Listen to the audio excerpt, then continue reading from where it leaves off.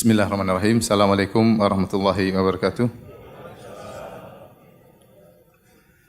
Alhamdulillahi ala ihsanih wa syukru lahu ala taufiqihi wa amtinanih wa asyhadu an la ilaha illallah wahdahu la syarika lahu ta'ziman li sya'nih wa asyhadu anna Muhammadan abduhu wa rasuluhu da'ila ridwanih.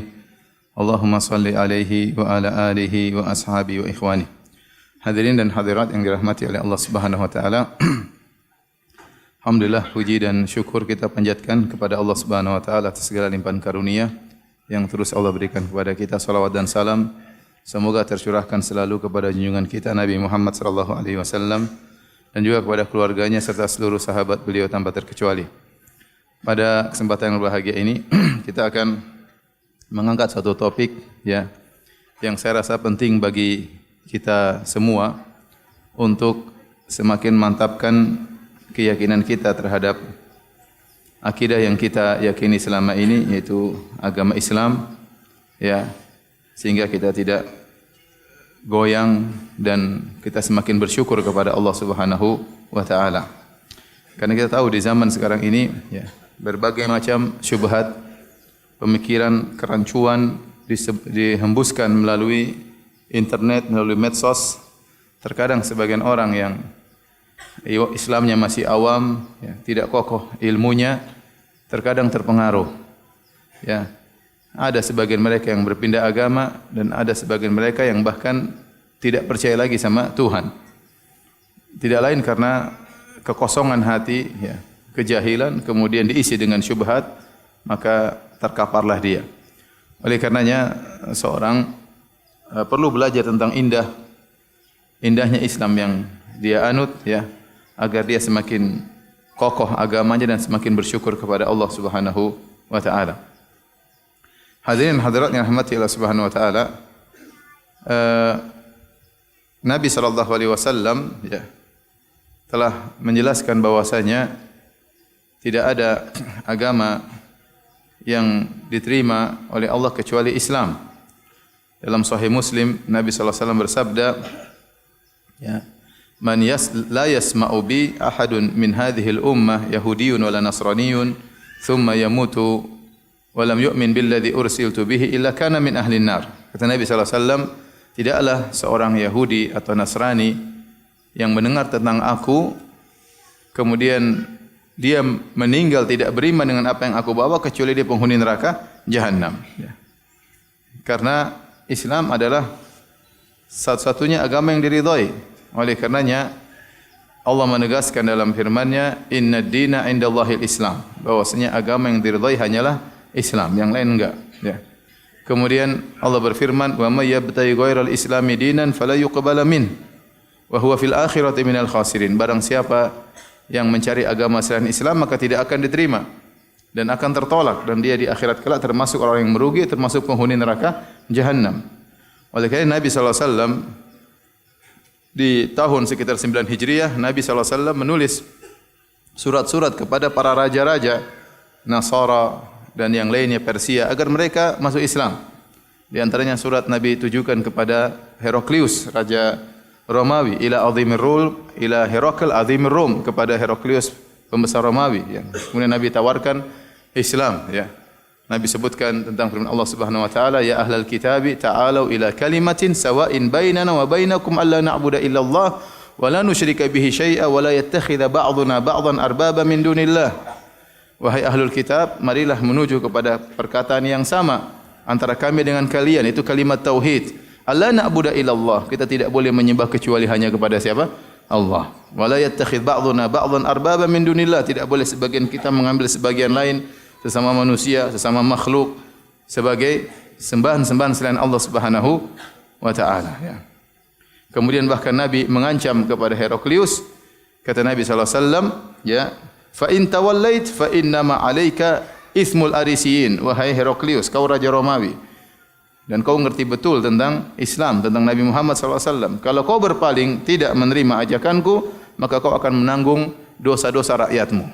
Kau akan menanggung dosa-dosa rakyat. Demikian juga Nabi kirim surat kepada Persia, kepada Muqawqis dan yang lainnya, yang menunjukkan bahwasanya Nabi ingin agar seluruh alam semesta merasakan tentang indahnya Islam. agama yang diridhai oleh Allah Subhanahu wa taala. Allah berfirman, "Ma arsalnaka illa rahmatan lil alamin." Tidaklah kami utus kalian kecuali tidaklah kami utus engkau wahai Muhammad kecuali sebagai rahmat bagi seluruh alam semesta. Hadirin hadirat yang dirahmati Subhanahu wa taala, maka pada kesempatan kali ini kita akan menyebut tentang poin-poin yang menjelaskan tentang indahnya cahaya Islam.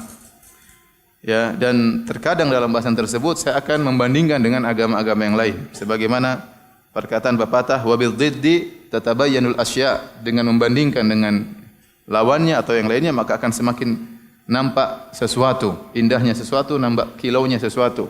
Kita terkadang membahas tauhid dan kita akan semakin rasa tentang pentingnya tauhid tatkala kita membahas tentang kesyirikan.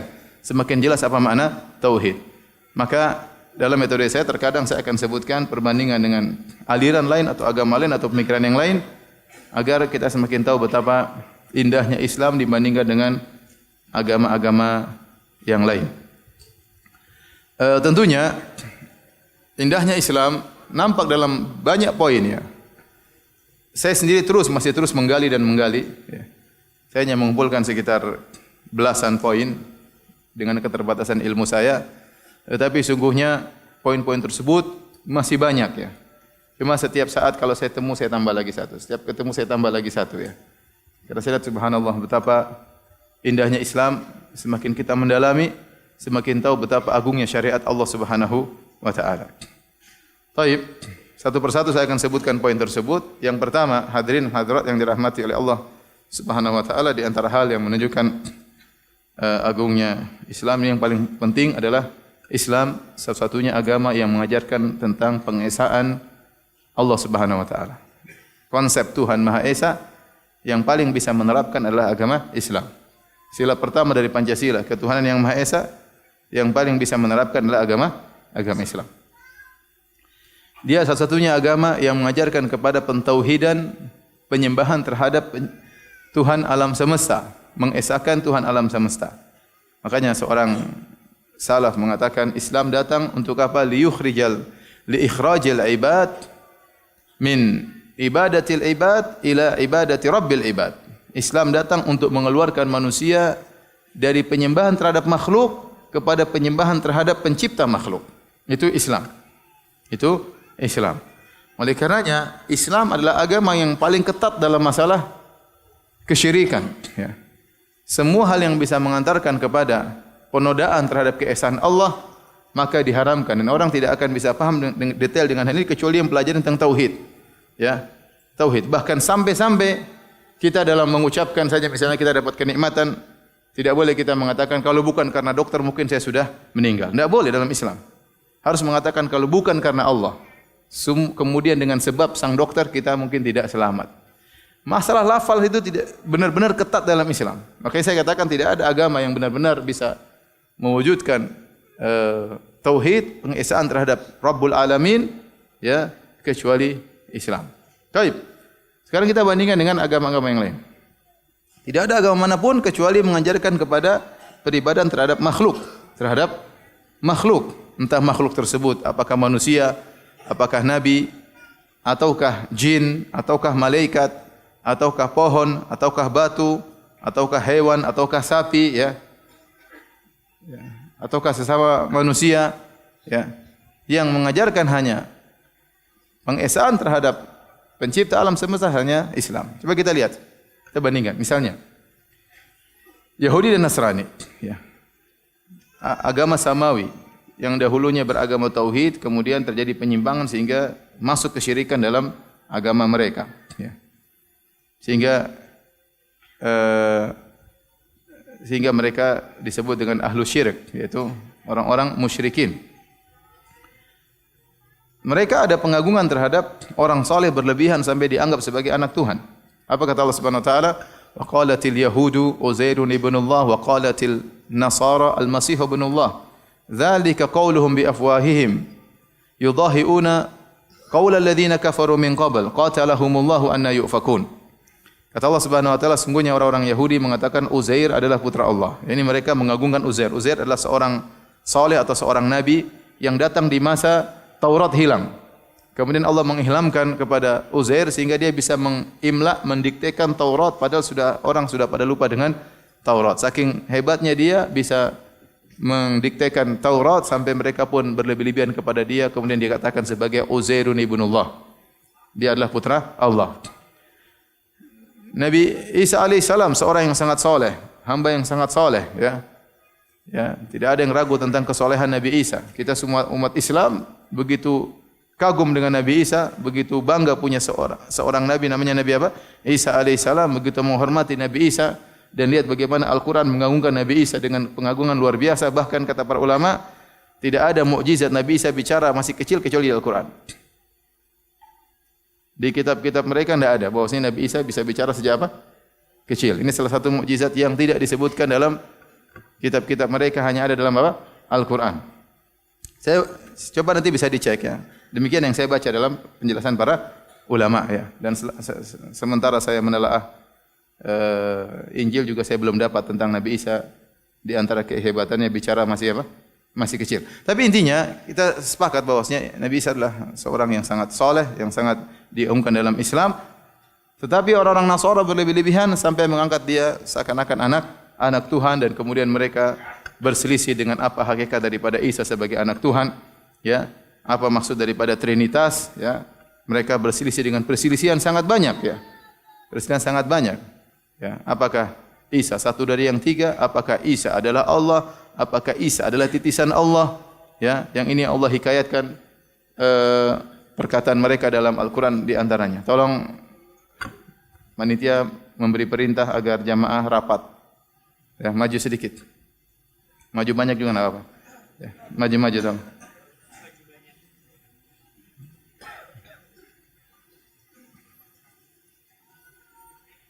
Silakan maju.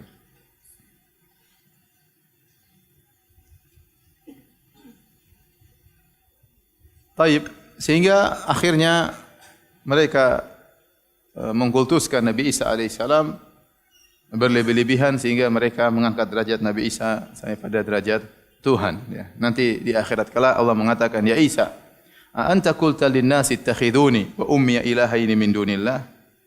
Ya, wahai Isa, apakah kau yang menyuruh manusia untuk menjadikan engkau dan ibumu sebagai Tuhan-Tuhan selain aku? Maka Nabi Isa berlepas diri.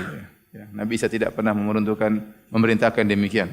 Ma qultu lahum illa ma amartani bihi an ibudullaha rabbi wa rabbakum wa kuntu alaihim syahidan ma dumtu fihim falamma tawaffaitani kunta antar raqiba alaihim. Kata Nabi Isa, ya Allah, aku tidak pernah menyuruh mereka kecuali apa yang kau perintahkan kepadaku. Jadikanlah Allah sebagai sesembahan kalian semata, tidak ada yang lain. Allah adalah Rabbku dan Rabb kalian. Rabbku adalah Allah dan Rabb kalian. Kenapa kalian menyembah aku? Nabi Isa berlepas diri. Wa kuntu alaihim syahidan. Saya dulu menjadi saksi waktu saya masih hidup sama mereka. Mereka tidak demikian. Falamma tawaffaitani, tatkala kau angkat aku ya Allah, engkau yang memperhatikan mereka. Aku tidak tahu apa yang mereka perbuat. Jadi di zaman Nabi Isa masih hidup enggak ada yang menyembah Nabi Isa. Nabi Isa diangkat oleh Allah Subhanahu wa taala, maka kemudian orang-orang menyembah Nabi Isa. Tapi Nabi Isa akan berlepas diri dari mereka pada hari kiamat kelak. Taib. Kata Allah Subhanahu wa taala, yudhahiuna qaulal ladzina kafaru min qabl qatalahumullah. Anna yufakun. Perkataan Yahudi dan perkataan Nasara bahwasanya Uzair putra Allah, Isa putra Allah bukan perkara yang baru, kata Allah Subhanahu wa taala. Perkataan ini yudhahiuna qaulal ladzina kafaru min qabl, sudah meniru perkataan orang-orang kafir sebelumnya.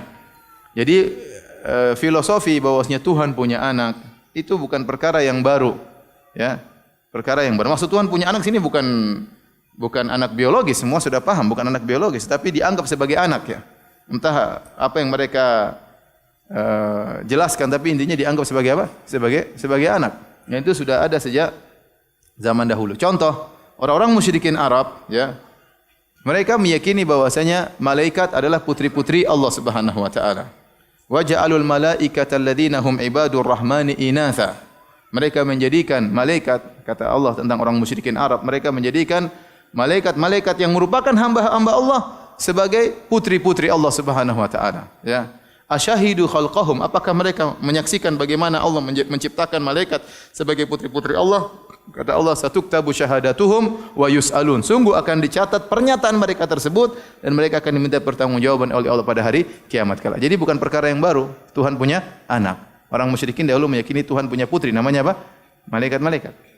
Kemudian kita kembali misalnya filosofi orang Yunani. Ini juga demikian, mereka meyakini dewa punya anak seperti disebutkan Hercules putranya Zeus, atau dewa menitis pada seorang di bumi ini ya.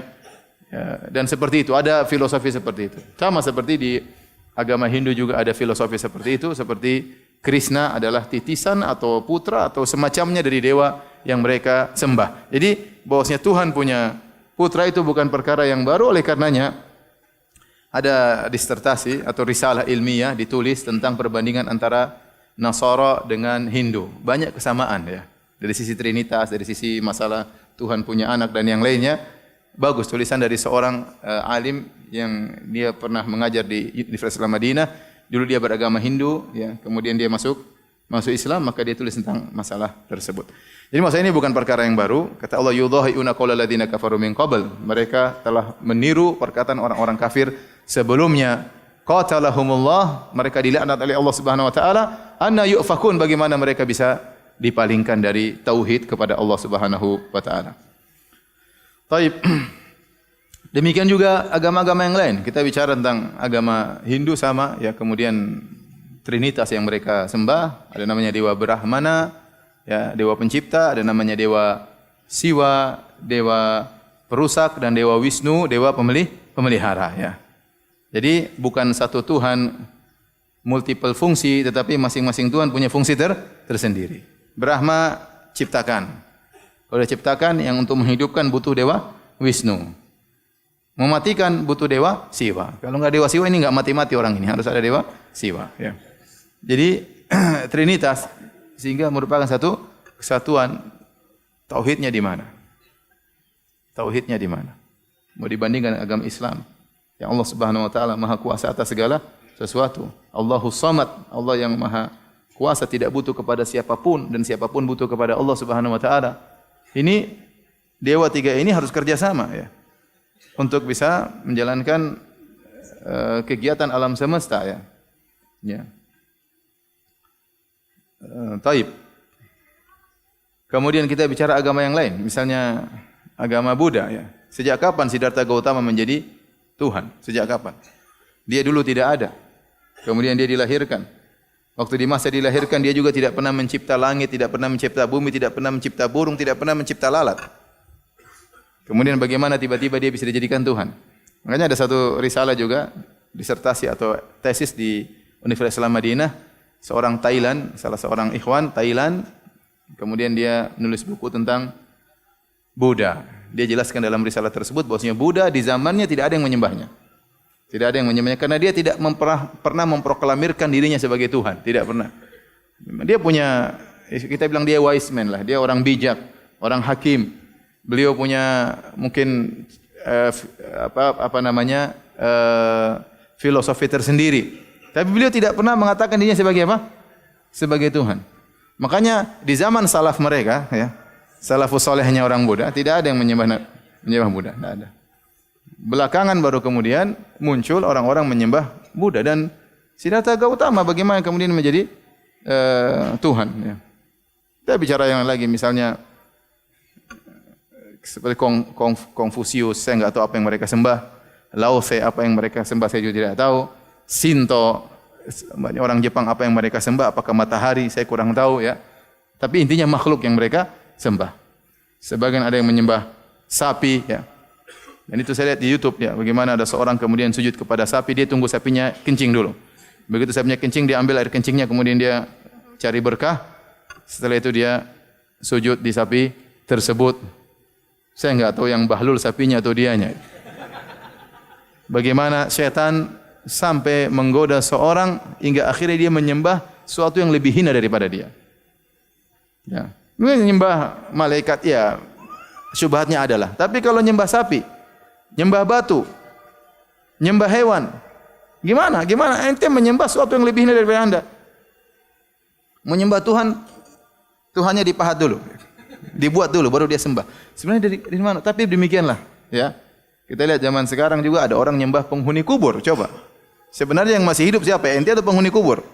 Kenapa ente menyembah penghuni kubur? Yang mandikan ente, yang solatkan ente, yang doakan ente, yang masukin kuburan ente, terus ente sembah dia. Gimana ceritanya? Ya. Bagaimana syaitan membuat anda akhirnya, seseorang akhirnya menyembah kepada yang lebih hina daripada dia.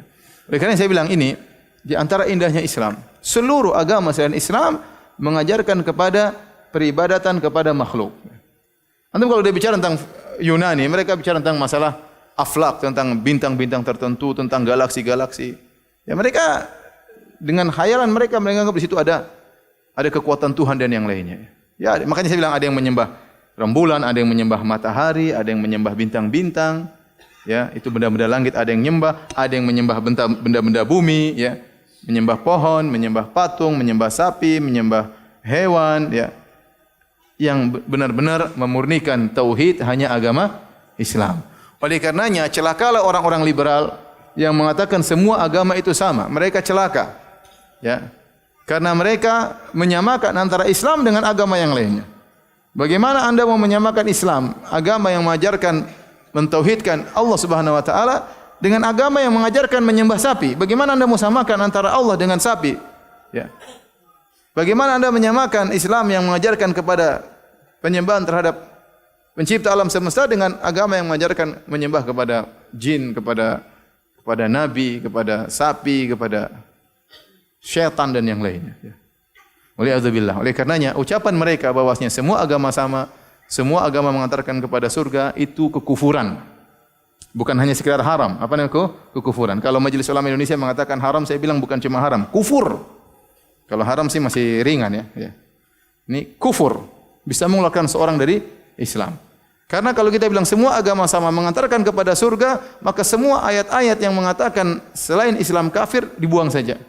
Bukankah Allah berfirman, laqad kafara alladziina qalu innallaha tsalitsu tsalatsa, sungguh telah kafir orang yang mengatakan Allah satu dari yang tiga, sungguh telah kafir Allah yang mengatakan Isa adalah Allah. Itu ayat mau dikemanakan? Innal ladziina kafaru min ahli kitab wal musyrikin fi nari jahannam khalidina fiha. Sungguhnya orang kafir dari kalangan kaum musyrikin penyembah berhala dan ahli kitab Yahudi Nasrani fi nari jahannam, dalam neraka jahannam, khalidina fiha, kekal di dalamnya. Mau dikemanakan ayat ini? Mau dibuang? Terus buat apa kalau semua agama benar? Ngapain Nabi berdakwah? Ngapain? Nabi hanya buang-buang waktu berdakwah, semua orang sudah masuk surga. Ngapain Nabi kirim surat kepada Heraklius? Ngapain kirim surat kepada Raja Persia? Ngapain Nabi dakwahi Mukaukis dan yang lainnya? Ngapain? Kalau ternyata semua agama masuk surga, berarti Nabi kurang kerjaan. Paham? Ngapain orang turunkan Al-Quran? Berarti Al-Quran kurang fungsinya. Ngapain? Ribut-ribut, heboh sana, heboh sini. Ternyata semua masuk surga. Ya, ada pembahasan ini khusus dalam kajian saya tentang masalah ya pemikiran liberal, tapi saya sedang singgung sedikit saja bahwasanya Islam di antara poin yang terindah adalah Islam satu-satunya agama yang bisa mewujudkan sila pertama dari Pancasila, ketuhanan yang Maha Esa. Yang lainnya esanya masih dipertanyakan. Paham? Mau dibilang Esa 3, mau dibilang 3-1, bingung ya. Baik. Yang kedua, ini juga lanjutan dari poin pertama. Islam adalah agama satu-satunya yang menjelaskan tentang sifat-sifat Tuhan secara detail. Semakin orang pelajari sifat-sifat tersebut, dia semakin cinta sama Islam, semakin cinta kepada Tuhannya. Ya, suatu hal yang sangat logis, seorang ingin tahu tentang siapa yang dia ibadahi, ya atau tidak? Kita kalau bagaimana kita mau khusyuk, bagaimana kita mau tunduk, bagaimana kita mau semangat beribadah kalau kita tidak mengenal siapa yang kita ibadahi? Maka dalam hal tersebut Allah Subhanahu wa taala menjelaskan tentang sifat-sifat Allah dalam Al-Qur'an banyak sekali.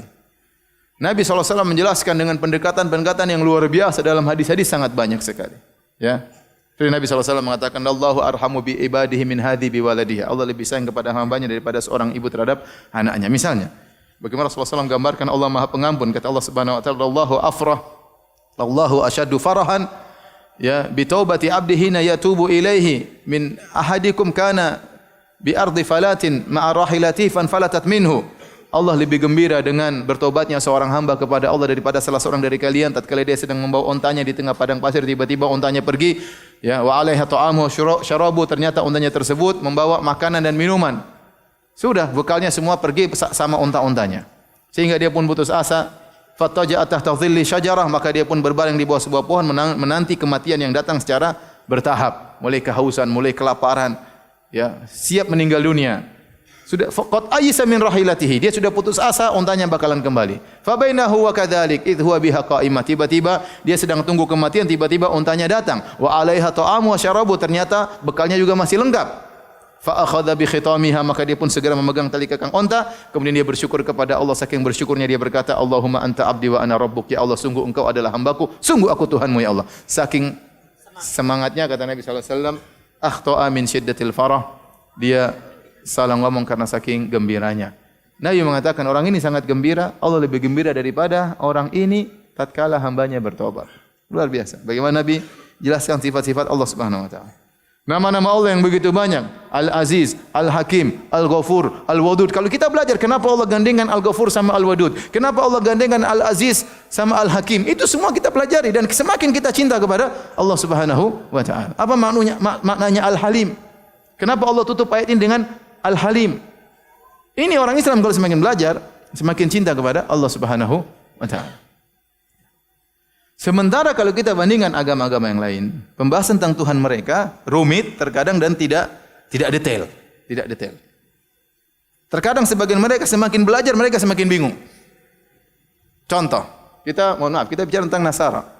Nasara 3 sama dengan 1. Antum tanya orang beda-beda. Saya sudah diskusi dengan banyak orang Nasrani baik di internet dan yang lainnya. Semua bagaimana mereka mengungkapkan tentang Trinitas beda-beda semuanya. Dan itu benar.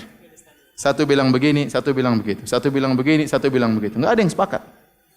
Sampai-sampai Ibnu Taimiyah rahimahullah berkata dalam kitabnya, ya, beliau berkata rahimahullah taala perkataan yang sangat agung. Beliau berkata, sampai-sampai ada ulama yang mengatakan kalau ada 10 orang Nasrani berkumpul untuk menjelaskan tentang makna Trinitas, akan keluar 11 pendapat. Ini perkataan Ibnu Taimiyah rahimahullah taala. Karena mereka tidak paham apa yang mereka ucapkan. Oleh karena Ibnu Taimiyah mengatakan, sungguh menakjubkan ada suatu kaum yang mereka meyakini suatu perkara yang mereka tahu mereka tidak paham tentang perkara tersebut. Bayangkan, perkataan yang agung dari Ibnu Taimiyah. Menakjubkan suatu kaum yang mereka meyakini suatu perkara yang mereka yakin bahwasanya mereka tidak paham perkara tersebut. Benar. Terakhir saya baca komentar orang tentang Trinitas, kata bahwasanya Allah ada firman-Nya. Kemudian firman-Nya menjelma menjadi Isa. Bingung saya. Allah mana, firman-Nya mana? Kok firman-Nya? Kan firman kan perkataan. Gimana perkataan Tuhan berubah menjadi apa? Manusia. Terus kalau jadi manusia firman-Nya hilang. Bingung coba. Terus firman ini kok hanya satu menjelma, kan bisa jadi menjelma 10. Kenapa jadi satu saja? Ya, Nabi Isa doang. Kan ada yang lain bisa menjelma jadi Nabi Isa, jadi nabi yang lain. Intinya mereka bimbang dengan apa yang mereka ucapkan. Saya pernah ketemu juga waktu saya masih di teman-teman dulu, punya teman-teman Nasrani. Mereka bilang bahwasanya seperti orang merokok 3 sama dengan 1, seperti orang yang merokok. Orang tidak dikatakan merokok kecuali ada bibir, ada rokok, ada asap. Kalau sudah ada bibir, ada rokok, ada asap, maka terjadi namanya proses merokok. Baik. Itu logika, tapi kita bisa bantah. Kita bilang bibir lain dengan rokok, iya atau tidak? Rokok tidak sama dengan asap. Sementara Anda mengatakan Allah sama dengan Isa, Isa sama dengan Ruhul Kudus. Ya berarti kan tiga hal yang berbeda. Bisakah ada bibir tanpa rokok? Bisa tidak? Bisa, enggak ada rokok kita enggak pernah merokok, bibir kita masih ada. Bisakah ada rokok tanpa bibir? Bisa. Oleh karenanya susah mengatakan bahwasanya akhirnya mereka bikin logika. Akhirnya mereka bikin logika lagi bahwasanya seperti air. Air bisa jadi es, bisa jadi H2O, bisa jadi oksigen, bisa jadi cairan dan yang lainnya. Ya. Mereka berusaha bikin apa? Logika ya. Ya berarti tatkala Allah menjadi Nabi Isa berarti Allah sedang tidak jadi Allah dong. Ya kan kalau air berubah jadi es kan dia berubah kan. Terus Ruhul Kudus itu gimana ceritanya? Intinya tidak ada yang bisa menjelaskan dengan penjelasan yang ilmiah. Saya tantang mereka bisa jelaskan ilmiah, saya tantang. Tidak bisa. Makanya Ibnu Taimiyah mengatakan aneh mereka meyakini suatu perkara yang mereka tahu mereka tidak yakin dengan perkara tersebut, tidak lain hanyalah taklid buta kepada nenek moyang mereka. Sehingga banyak di antara mereka melarang untuk memperdalam tentang masalah ketuhanan. Kenapa? Semakin mereka memperdalam semakin ragu. Gimana ini? Tuhan kok begini? Nabi Isa Tuhan, kok Tuhan lapar misalnya? Gimana? Allah tatkala jadi Nabi Isa, ternyata Nabi Isa lapar. Nabi Isa tidur. Ya. Nabi Isa ketakutan, dikejar-kejar. Nabi Isa ketakutan sampai keringat keluar dari tubuhnya. Ya. Nabi Isa sujud, Nabi Isa berdoa. Loh ini gimana coba? Ini Tuhan tapi dia lapar. Ya kan susah menjelaskan. Semakin memperdalam semakin bingung. Bukankah Nabi Isa alaihissalam waktu disalib dalam buku mereka, dia mengatakan Ilya lima syabaktani. Wahai bapak, kenapa kau tinggalkan aku? Ini saya dulu pernah dialog sama kawan saya Nasrani, orangnya baik, sebangku dengan saya ya, akhwat ya. Zaman dahulu. Dia baik, orang baik sampai sekarang mungkin masih baik. Saya ngobrol, saya bilang ya ukhti, bukan ukhti ya, enggak. Saya bilang hai fulana, coba kita diskusi. Oke, nah diskusi. Sekarang ini gimana anti bisa jelaskan enggak? Bagaimana Nabi Isa waktu mau meninggal dunia dia berkata, ya Bapak, kenapa kau tinggalkan aku? Taib. Bukankah secara logis kita mengetahui bahwasanya yang meninggalkan beda dengan yang ditinggalkan? Ya, kalau ternyata yang meninggalkan ditinggalkan sama, ngapain Nabi Isa mengatakan, kenapa kau tinggalkan apa? Aku. Paham? Sangat logis sekali. Dia bingung, dia jawab, itu maksudnya suara ketuhanannya berbicara dengan suara kemanusiaannya sedang berbicara dengan suara ketuhannya. Jadi Nabi Isa sedang bicara, Nabi Isa kan Tuhan, berarti dia sedang berbicara dengan diri sendiri. Tetapi unsur ketuhanannya sedang ngomong sama unsur kemanusiaan, sedang ngomong sama unsur saya bilang ya susah lah. Ya jadi maksud saya semakin memperdalam semakin bimbang. Bagaimana satu sama dengan tiga, tiga sama dengan satu? Antum coba bicara sama orang Hindu tentang jelaskan tentang Tuhan mereka. Bagaimana ada Tuhan? Ya, satu hanya bisa mencipta, tidak bisa melihara, tidak bisa apa? Mematikan. Dia butuh dengan dewa satunya lagi. Dia butuh dewa pemelihara, dia butuh dengan dewa perusak. Seandainya dewa-dewa itu bertengkar bagaimana? Seandainya ada perselisihan, ya. Bukankah ini menunjukkan kalau ada sesuatu mereka perlu diskusi? Ini si fulan ini kurang ajar nih. Kita matiin atau enggak? Diskusi antara Wisnu sama Siwa. Kata Wisnu ya jangan dulu. Siapa tahu dia tobat. Siwa mengatakan ya, saya tidak tahu gimana prosesnya, coba jelaskan kepada saya. Gimana proses terjadi alam semesta seperti ini? Kan butuh banyak keputusan. Makanya saya pernah ketemu orang Nasrani di Bekasi, di Duku Bima, dia masuk Islam. Saya tanya, kenapa kau masuk Islam? Dia bilang, Ustaz, saya berpikiran sederhana. Kalau Tuhan tiga, banyak masalah, mau diskusi terus kapan bisa membuat keputusan-keputusan? Kalau Allah Subhanahu wa taala wala yusyriku fi hukmihi ahada. Allah tidak pernah mempersertakan satu orang pun sama Allah Subhanahu wa taala. Allah sendiri semuanya. Tidak butuh yang lainnya. Nah, kalau Tuhan tiga, ya. Kemudian diskusi ya ini daerah kekuasaan saya misalnya repot kan? Ini ranah saya misalnya repot. Sangat tidak logis. Sangat tidak logis. Ya, sangat tidak logis. Ya.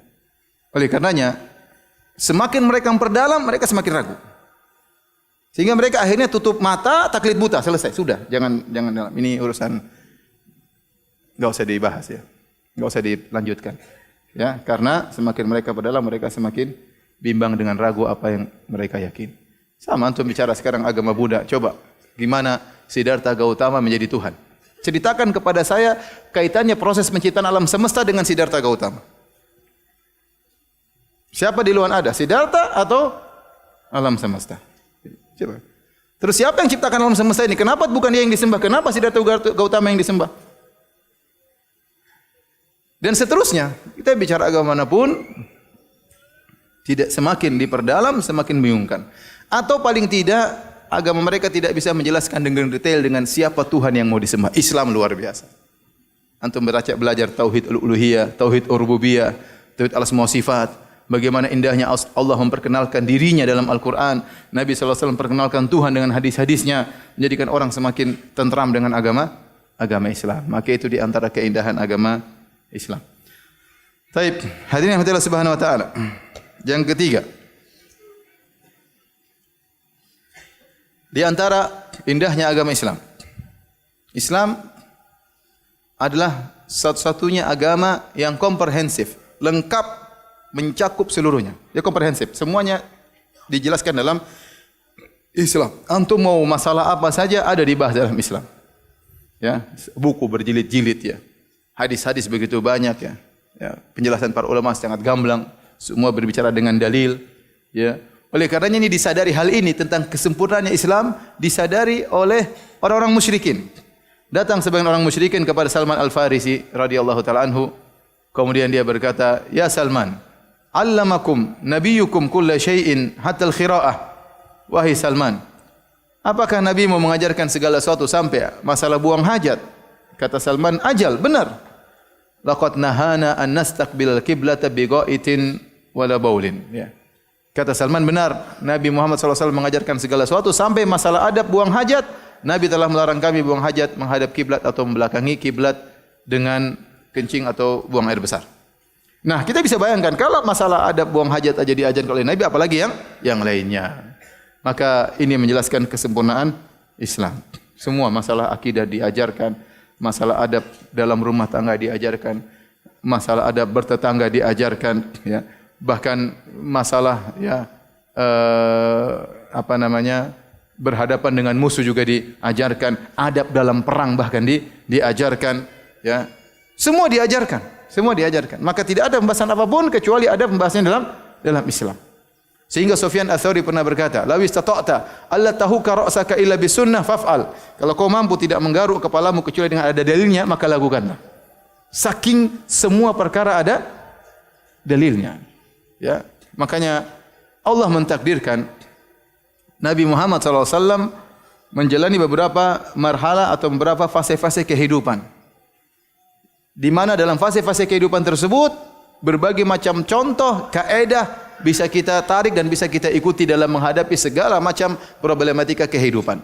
Nabi SAW lahir dalam kondisi yatim. Nabi SAW pernah tinggal di ibu susuan. Rasulullah SAW juga pernah tinggal bersama kakeknya, bersama pamannya, sama ibunya. Rasulullah SAW juga pernah menjadi pemuda. Rasulullah SAW pernah mengembalakan kambing. Rasulullah SAW pernah berdagang. Rasulullah SAW menikah dengan Khadijah radhiyallahu taala anha, bagaimana menjadi seorang suami. Kemudian Rasulullah SAW punya anak-anak. Kita bisa mencontoh bagaimana menjadi seorang bapak yang terbaik. Ada contohnya. Bagaimana menjadi suami yang terbaik. Ada contohnya Rasulullah SAW. Rasulullah SAW pernah bergaul dengan kawan-kawannya. Jadilah sahabat yang terbaik. Bagaimana seperti Nabi SAW. Rasulullah SAW adalah ulama, ya, berfatwa. Bagaimana contoh menjadi dai yang terbaik, ikutilah Nabi SAW. Bagaimana waktu sakit Rasulullah SAW pernah sakit, gimana Nabi menghadapi dalam kondisi apa? Sakit. Rasulullah SAW buang hajat, bagaimana contoh Rasulullah SAW kalau buang hajat. Rasulullah SAW menggauli istrinya, bagaimana adab tatkala berhubungan dengan istri. Rasulullah SAW menjadi kepala negara, ingin jadi kepala negara yang baik. Lihatlah bagaimana contoh Nabi SAW sebagai kepala negara. Rasulullah SAW ya pernah berperang. Lihat bagaimana contoh Nabi dengan musuh-musuhnya. Rasulullah SAW pernah berdamai dengan musuh-musuhnya. Bagaimana contoh Nabi berdamai dengan musuh-musuhnya? Kapan Nabi mulai berperang? Rasulullah SAW pernah tinggal di Madinah. Di situ ada Yahudi. Rasulullah SAW bagaimana mensikapi mereka, orang berbeda agama dengan Nabi SAW. Semua ada contohnya. Ente mau jadi apa saja bisa. Ada contohnya. Jadi bapak yang terbaik ada contohnya siapa? Nabi SAW. Menjadi suami yang terbaik ada contohnya Nabi SAW. Mau mempraktekkan poligami yang terbaik ada contohnya Nabi SAW. Jomblo juga ada contohnya.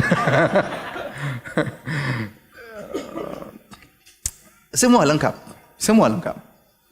Dan itu sesuatu yang sangat logis. Makanya Allah Subhanahu wa taala mengatakan, "Al-yauma akmaltu lakum dinakum wa atmamtu 'alaikum ni'mati wa raditu lakum al-Islam madinan." Tatkala Nabi sedang di padang Arafah, Hajatul Wada, haji terakhir Nabi sallallahu alaihi wasallam, haji pertama dan terakhir setelah Nabi di zaman Islam.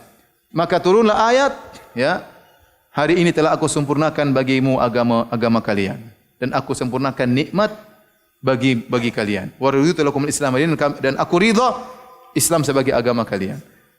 Sampai seorang Yahudi berkata kepada Umar, "Ya Umar, ayatun fi kitabikum, law nazalat alaina ma'syaral yahud lattakhadnaha 'idan." Wahai Umar, ada satu ayat dalam Al-Qur'an. Yahudi juga tahu ayat ini. Kalau itu turun kepada kami orang Yahudi, kami akan jadikan sebagai hari raya. Kata Umar, saya tahu ayat tersebut. Al-yauma akmaltu lakum dinakum. Ayat bahwasanya hari ini telah aku sempurnakan bagi kalian apa agama kalian, itu benar. Allah tidak bohong. Shadaqallahul azim. Bahwasanya Islam adalah agama yang sangat sempurna. Semua dibahas, komprehensif, tidak ada yang ditinggalkan. Masalah apapun dibahas dalam Islam.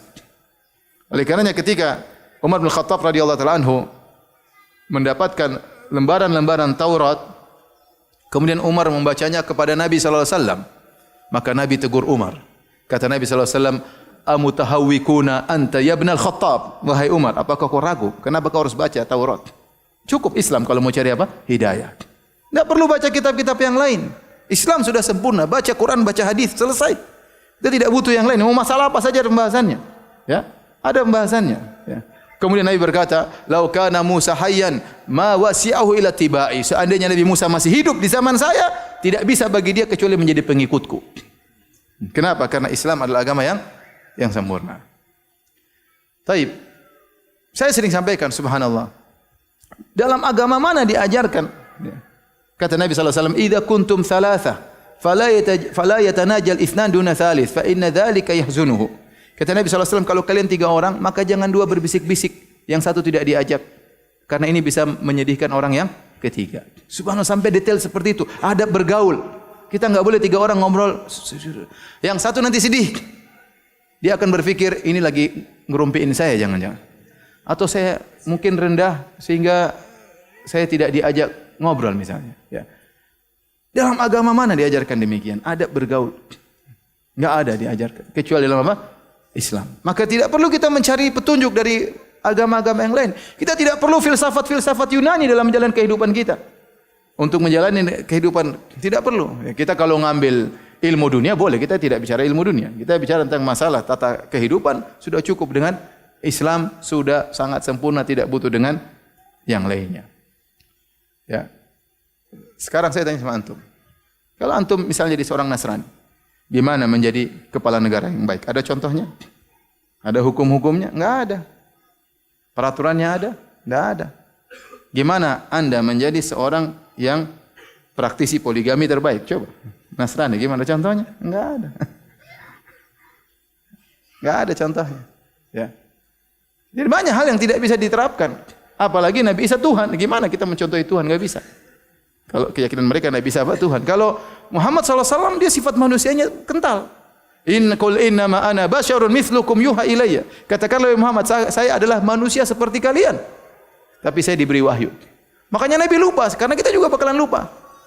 Ya, Nabi lupa. Innama ana basyarun ansa kama tansaun fa idza nasitu fadzakkiruni. Saya manusia, saya salah sebagaimana kalian salah. Kalau saya lupa, maka tegurlah. Kalau lupa dalam salat, tegurlah, ya. Nabi SAW di rumah tangga, ada enggak masalah rumah tangga Nabi SAW? Ada. Kenapa Allah mentakdirkan ada masalah rumah tangga Nabi SAW? Agar kita bisa tahu bagaimana solusi dalam menghadapi masalah rumah tangga. Nabi berperan sebagai seorang manusia yang menjalani syariat Allah. Dan ada masalah rumah tangga. Bagaimana menghadapi istrinya, bagaimana kalau lagi marah. Ya, jadi subhanallah, Islam ini agama yang sempurna. Agama yang sempurna. Ya. Kalau kita mau cari hukum-hukum lain selain Islam, coba lihat sekarang hukum-hukum yang ada. Hukum buatan manusia. Ada expirednya, mau dibikin ribut, demo, tidak cocok lah. Ya, otak siapa yang mau dipakai? Ya, repot. Cocok untuk sekelompok, tidak cocok untuk yang lainnya. Demikianlah Islam sudah Allah turunkan dengan paket yang luar biasa. Tinggal kita jalankan paket tersebut. Sementara kalau kita bandingkan agama yang lain, sangat tidak komprehensif. Antum silakan buka. Ya, mau agama Hindu, mau agama Buddha, coba tata kehidupan beragama. Ya, dari mana? Ya. Yang lengkap tidak ada. Ya. Inilah diantara salah satu poin yang merupakan indahnya Islam. Taib. Di antara poin yang menunjukkan indahnya Islam adalah agama yang satu-satunya agama yang menjelaskan, menjunjung, memiliki konsentrasi terhadap akhlak dengan konsentrasi yang luar biasa. Membahas tentang akhlak yang luar biasa. Makanya Nabi SAW mengatakan, innama bu'itsu liutammima makarimal akhlak. Sungguhnya aku diutus untuk menyempurnakan akhlak. Dan Aisyah radhiyallahu anha berkata, kana khuluqul Qur'an. Bahwasanya Nabi SAW akhlaknya Al-Qur'an. Dan Allah memuji Nabi SAW, kata Allah Subhanahu wa taala, wa innaka la'ala khuluqin azim. Sungguhnya engkau berada di atas perangai atau akhlak yang mulia. Oleh karenanya kalau kita pelajari akhlak, Islam mengajarkan akhlak terhadap istri, terhadap anak, terhadap pembantu, terhadap tetangga, akhlak terhadap musuh, ya, apalagi akhlak terhadap orang tua, subhanallah, ya. Antum cari agama mana yang mengajarkan berbakti kepada orang tua luar biasa seperti Islam? Ya akhi, subhanallah. Pahala dipasang sangat besar bagi orang berbakti kepada kedua orang tuanya, terkhususkan kepada ibu, ya. Ada seorang sahabat datang kepada Nabi SAW ingin berjihad. Maka Nabi SAW bertanya, apakah ibu masih hidup? Kata dia masih. Kata Nabi SAW, falzam rijlaiha fathammal jannah. Lazimilah kaki ibumu, sungguhnya surga di situ. Ya. Seorang lagi datang, ya Rasulullah, saya ingin berjihad. Kata Nabi SAW, ahayun walidak, orang tua masih hidup? Kata dia masih ya Rasulullah, kedua orang tua masih hidup. Kata Nabi SAW, fafihi mafajahid, maka berjihadlah dalam berbakti kepada kedua orang tuamu. Ya. Oleh karenanya, kalau sudah bicara ibu, luar biasa bagaimana perhatian Islam terhadap ibu. Makanya saya katakan Islam tidak butuh dengan hari ibu. Kenapa? Karena setiap hari kita harus menjadikan hari sebagai hari ibu. Tidak butuh setahun sekali hari ibu. Sisanya hari kakek. Nangis. Gak ada yang datang, gak ada yang tengok, gak ada yang perhatian. Ya kita lihat subhanallah. Ya, dalam ajaran-ajaran yang lain, penghormatan terhadap ibu tidak seperti dalam Islam. Antum bisa pergi ke Eropa, antum bisa, orang yang pernah tinggal di Eropa, coba tanya bagaimana orang tua di sana, bagaimana nasib mereka. Di ujung-ujung kehidupan mereka ditemani anjing. Kemana-mana mereka keluar bawa apa? Anjing. Anak-anaknya kemana? Enggak kelihatan. Beda kalau kita lihat orang Islam, benar-benar pemandangan yang sangat signifikan antara non-Muslim dengan orang Islam. Saya lihat sendiri masalahnya, saya lihat sendiri. Ya.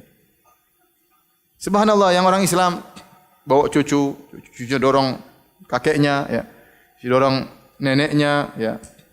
Kemudian jalan bareng-bareng, ya. Yang kafir bawa anjing, kasihan tuh. Sepintar-pintarnya anjing, tetap aja lebih enak ngobrol sama manusia. Ya. Sepintar-pintarnya anjing. Nah iya gimana? Tapi kenapa dia milih anjing daripada? Karena dia tidak diperhatikan. Ada kerabat saya di Australia cerita, dia perawat. Dia bilang, sampai ada orang sakit, anaknya bilang sama suster, kalau bapak saya meninggal telepon, kalau belum meninggal jangan telepon. Masya Allah. Akhirnya waktu orang tuanya sakit parah, ini keluar kerabat ada yang telepon. Marah-marah itu anak. Saya kan bilang, jangan telepon kecuali sudah apa? Meninggal. Ada lagi, saya pas ke Amsterdam, saya ketemu dengan kawan-kawan, mereka cerita, dia perawat juga. Banyak orang-orang tua yang meninggal di rumahnya tidak ada yang tahu. Sudah 3 hari membusuk mayatnya. Enggak ada orang yang jenguk, yang hidup sendiri-sendiri. Bisa jadi anak marah sama bapaknya misalnya nasihat dia, kemudian dia marah, dia lapor kepada pemerintah. Akhirnya jadi anak negara. Dan itu terjadi. Bahkan seorang bapak di penjara gara-gara dilaporkan sama anaknya. Ya akhi, Islam coba orang tua luar biasa. Kita disuruh bagaimana berkata-kata yang baik sama orang tua. Fala taqul lahuma uffin, jangan menunjukkan kejengkelan sama orang tua. Wala tanharhuma, jangan bentak kedua orang tua. Wa qul lahuma qaulan karima, pilihlah kata-kata yang baik ke hadapan orang tua. Waqfid janahaka minadh-dhulli minar rahmah. Waqfid janahadh-dhulli minar rahmah. Di depan mereka harus rendah diri, jangan sombong dan jangan angkuh. Kaki ibu adalah surga dan macam-macam. Orang tua ayah adalah pintu surga. Terlalu banyak dalil-dalil. Oleh karenanya sebagian mereka ada yang masuk Islam. Saya diceritakan Syekh Abdul Razak hafizahullah taala, beliau cerita ada sebagian orang-orang Arab berlibur di negara kafir bersama ibu mereka. Jadi mereka benar-benar melayani ibunya keluar, sudah dipangku, ditaruhkan di kursi roda, disuap, semuanya dilayani, dibukakan sepatunya, dipasang, semua dilayani. Dan ini bukan di film ya. Mungkin kita lihat itu keindahan dalam film-film, ini kenyataan. Sampai sebagian mereka ini agama apa? Ini siapa mereka begitu melayani orang tuanya? Itulah Islam. Tidak butuh dengan namanya hari ibu. Ya. Antum dapat di agama mana ngajarin seperti ini?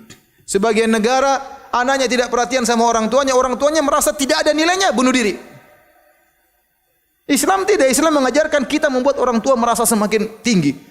Bosnya dia sangat berdiri dalam keluarga, keputusan kita ajak ngobrol, kita temani. Ya, bukan akhirnya dia merasa dia tidak bermanfaat lagi, mending saya bunuh diri. Karena kita bicara akhlak luar biasa. Ajaran mana yang mengajarkan akhlak terhadap pembantu non Muslim? Lihat Nabi SAW, bagaimana akhlaknya Nabi dengan pembantu. Antum tahu pembantu Nabi di antaranya Anas bin Malik radhiyallahu anhu. Anas bin Malik, siapa sih Anas bin Malik? Pembantu Nabi SAW. Tapi pernah neneknya Anas namanya Mulaika dalam Sahih Al-Bukhari mengundang Nabi, membuat makanan, Nabi disuruh datang untuk makan. Nabi datang makan makanan tersebut di rumahnya Anas. Kata sebagian ulama tidak lain karena Nabi menghormati Anas, pembantunya. Diundang oleh nenek pembantunya untuk makan makanan, dengan kita tahu Nabi super sibuk ya. Urusan banyak, istrinya saja 9 ya. Kita aja istri 1 sudah sibuknya setengah mampus. Apalagi kalau istri 4 ya. Nabi di tengah-tengah kesibukannya luar biasa, sempat-sempatin datang ke pembantunya, makan makanan, kemudian salat, kemudian Nabi pulang. Luar biasa ya. Nabi yang ditanya, "Kam na'fu an khadim?" Ya Rasulullah, berapa banyak kita minta maaf memaafkan pembantu? Kata Nabi, 70 kali. Maafkan pembantu karena mereka udah capek, kemudian namanya salah kerja, salah buat, salah ini ya, namanya pembantu. Ya. Bagaimana Nabi SAW pernah pembantunya Yahudi, Nabi datang jenguk pembantunya Yahudi. Nabi sempatkan untuk mendawahi pembantunya tersebut. Coba ada kepala negara jenguk pembantunya yang sakit. Ini dicontohkan dalam Islam. Ya. Bagaimana Nabi SAW berinteraksi dengan orang Yahudi di Madinah. Waktu Nabi ke Madinah ada orang Yahudi. Nabi berinteraksi dengan mereka. Nabi bikin perjanjian dengan mereka. Nabi damai dengan mereka. Nabi tidak mengganggu urusan agama mereka. Tapi Nabi dakwahi mereka. Nabi suruh masuk Islam. Tapi mereka beribadah, Nabi biarkan. Sampai akhirnya mereka yang berkhianat kemudian diusir dari kota Madinah. Ya. Tapi maksud saya, ya, bagaimana Islam mengajarkan akhlak luar biasa. Jangankan kepada orang yang sederajat, bahkan kepada pembantu, bahkan kepada hewan. Islam mengajarkan bagaimana akhlak yang baik. Ya, makanya Nabi mengajarkan, ya, kalau seorang ingin menyembelih, falyuhidda ahadukum syafratahu wal yurih dzabihatahu. Kalau seorang ingin menyembelih, ini nyembelih kan ganas, ini nyembelih hewan. Kata Nabi, tajamkan pisaunya. Ya. Kemudian mudah potong apa? Hewan sembelihan tersebut. Tak boleh dalam Islam. Kemudian kapak tidak parang tidak tajam, baru kemudian kasihan itu kambingnya, kasihan. Atau kita sembelih kambing di depan kambing yang lain. Nanti sebentar lagi ya. Enggak boleh dalam Islam, enggak boleh dalam Islam, enggak boleh. Enggak boleh dalam Islam. Bila agama lain kadang dilempar dalam penggiling, terkadang sadis-sadis terkadang. Ya. Tidak ada aturan dalam mereka atau mereka langgar peraturannya. Islam tidak demikian. Sampai seorang sahabat berkata, "Ya Rasulullah, saya menyembelih kambing dan saya kasihan sama dia." Kata Nabi sallallahu alaihi wasallam, "Wasyah in rahimtaha rahimakallah." Kalau kau kambing waktu kau sembelih ada kasih sayangmu, Allah akan sayang kepadamu. Konsekuensi kasih sayangmu ya kau sembelih dengan baik ya. Segera ya. Ya. Jadi bahkan berakhlak kepada hewan. Bahkan Nabi sallallahu alaihi wasallam mengatakan, "Dakhalat imra'atun nara fi hirratin habasatha, la hiya at'amatha wa la hiya tarakatha ta'kulu min khashashil ard." Nabi melihat seorang wanita yang masuk neraka jahanam gara-gara seekor kucing, dia kekang kucing tersebut. Tidak dia kasih makan dan tidak dia biarkan cari makan sendiri hatta matat, sampai kucingnya mati. Akhirnya orang yang masuk neraka jahanam. Islam enggak boleh ngadu ayam, enggak boleh. Antum lihat Yunani dulu adu manusia. Di gelanggang arena mereka bersenang-senang dengan mengadu apa? Manusia. Ya. Oleh karenanya ya antum dapat di ajaran mana ada Islam yang ngajari akhlak sampai detail seperti itu? Tidak ada. Ya. Akhlak terhadap istri bagaimana? Subhanallah, luar biasa.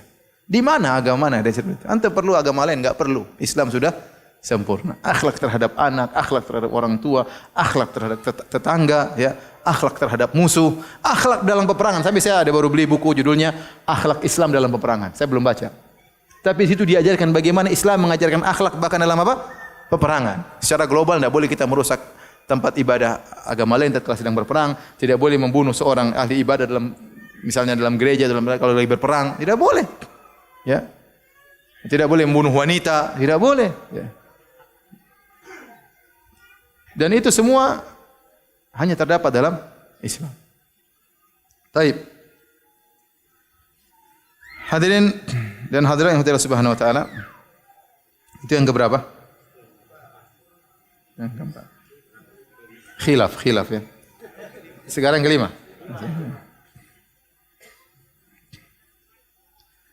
Taib.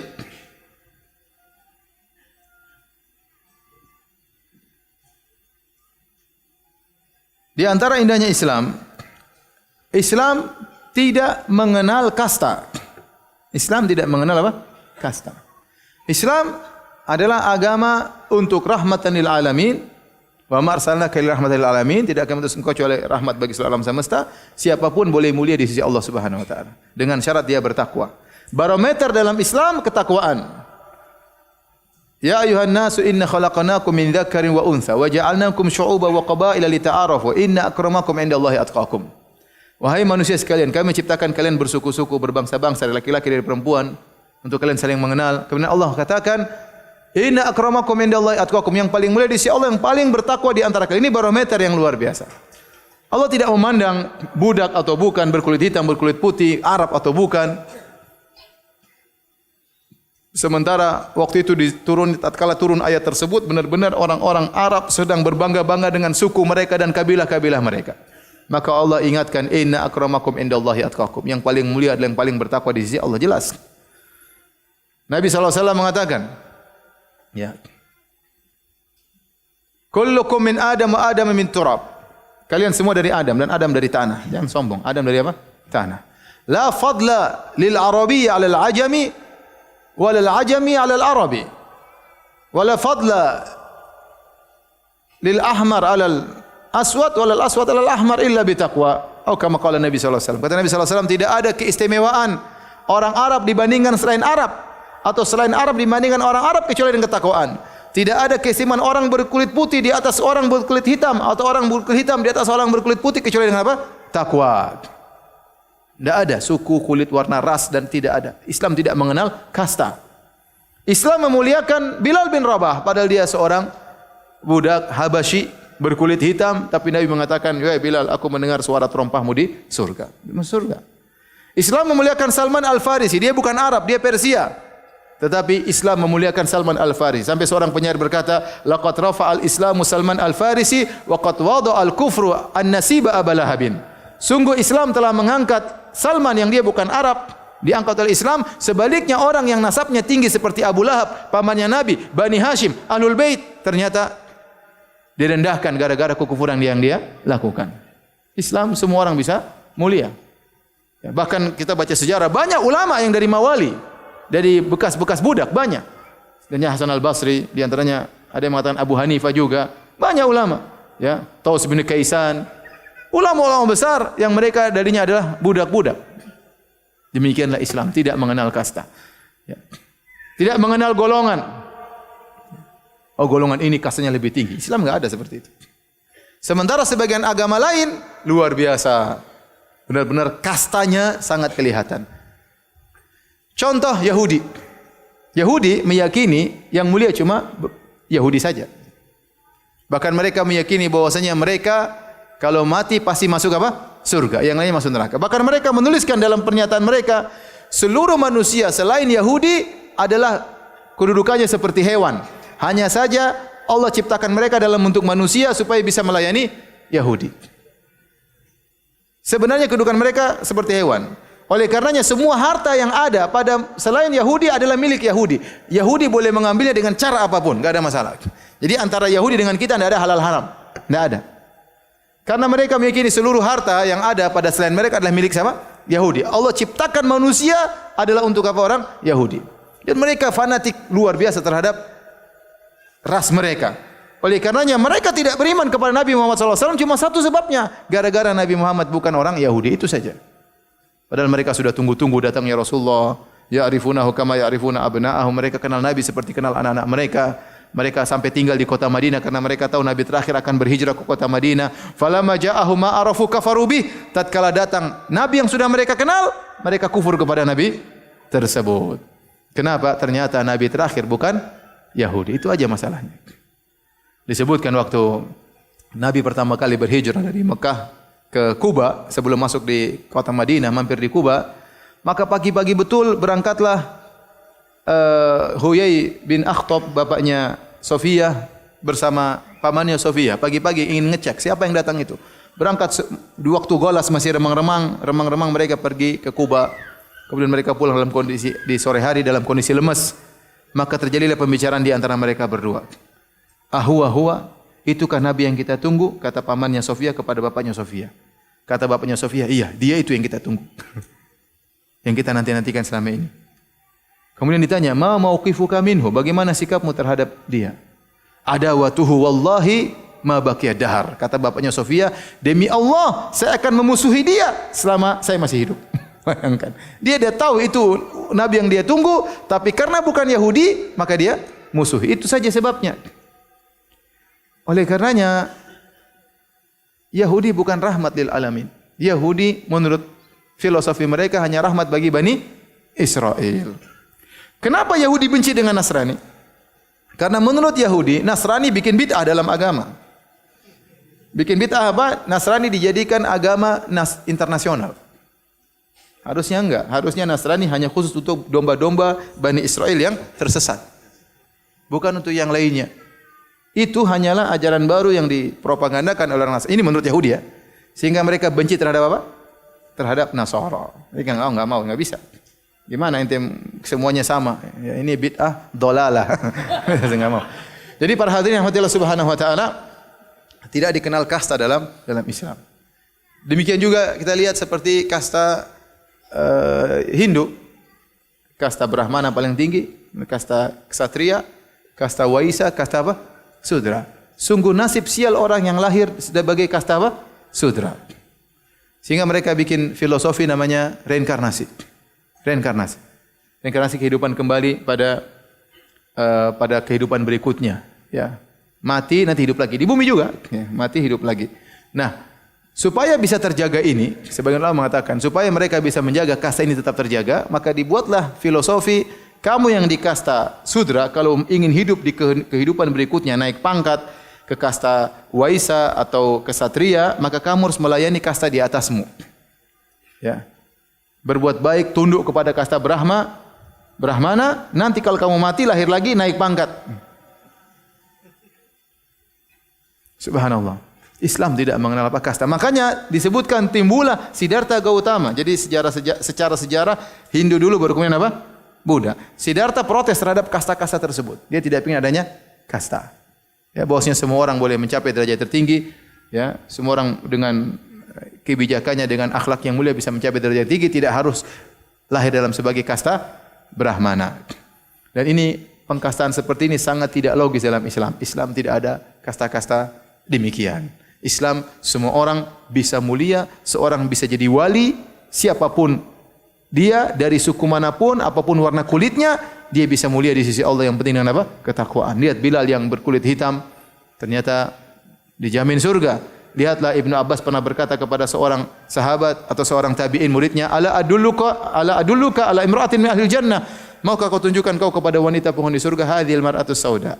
Inilah wanita berkulit hitam yang kata Nabi dia masuk apa? Surga. Makanya kalau dalam Islam ada kasta-kasta, buang itu, enggak ada kasta-kasta. Kemudian misalnya ini hanya sekedar ajaran ini cuma yang tahu cuma Ahlul Bait. Yang lain enggak tahu. Ini enggak benar, ini pengkastaan namanya seperti ini. Benar kita memuliakan Ahlul Bait karena Nabi sallallahu alaihi wasallam, tapi kalau kemudian ini hanya hadis-hadis tersebar di Ahlul Bait, wah ini dari mana seperti ini?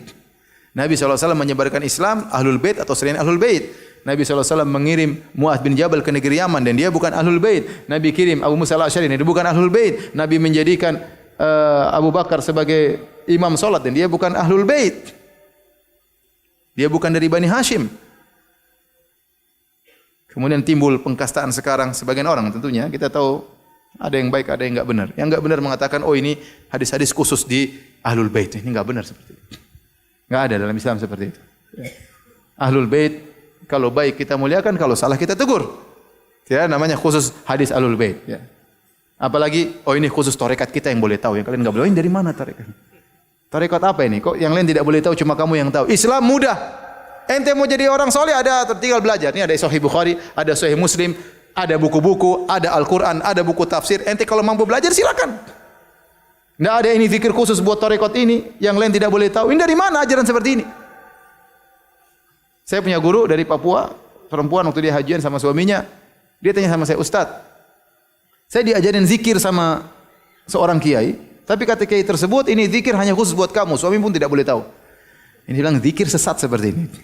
Masa suami tidak boleh tahu? Ini di mana seperti ini? Tidak ada, jadi tidak ada. Islam itu mudah. Jika antum mendapati ada dibuat kasta atau kelompok khusus yang lain tidak boleh tahu, yakin itu bukan ajaran Islam. Paham? Itu bukan ajaran Islam. Kalau yang mengatakan Islam hanya cuma untuk orang Bekasi, itu bukan Islam. Iya. Islam hanya untuk Nusantara, itu bukan Islam. Nusantara yang mana? Islam untuk orang Bugis, untuk orang Jawa, itu bukan Islam. Islam rahmatan lil alamin. Nabi SAW, di zaman Nabi SAW ada Persia, Salman, ada Habasyi, ya.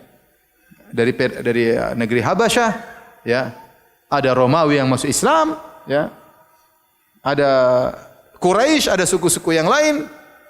Tapi Nabi tidak pernah bilang kamu Islamnya Islam Quraisy ya. Kamu Islamnya Islam Habasyia. Tidak ada seperti itu. Semua sama, Islamnya sama ya.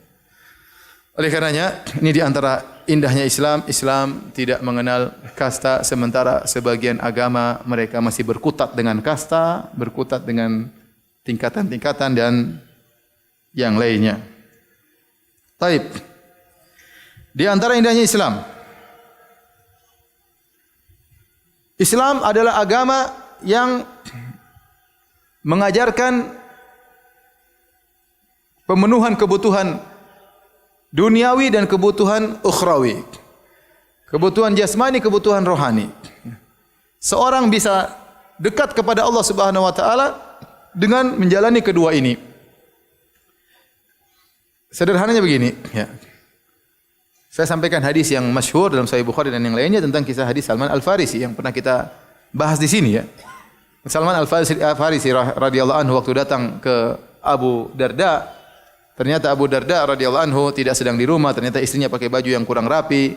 Maka Salman bertanya, "Aina Abu Darda? Di mana suamimu?" Kata Ummu Darda istrinya, "Akhuka laih salahu hajatun ila dunya."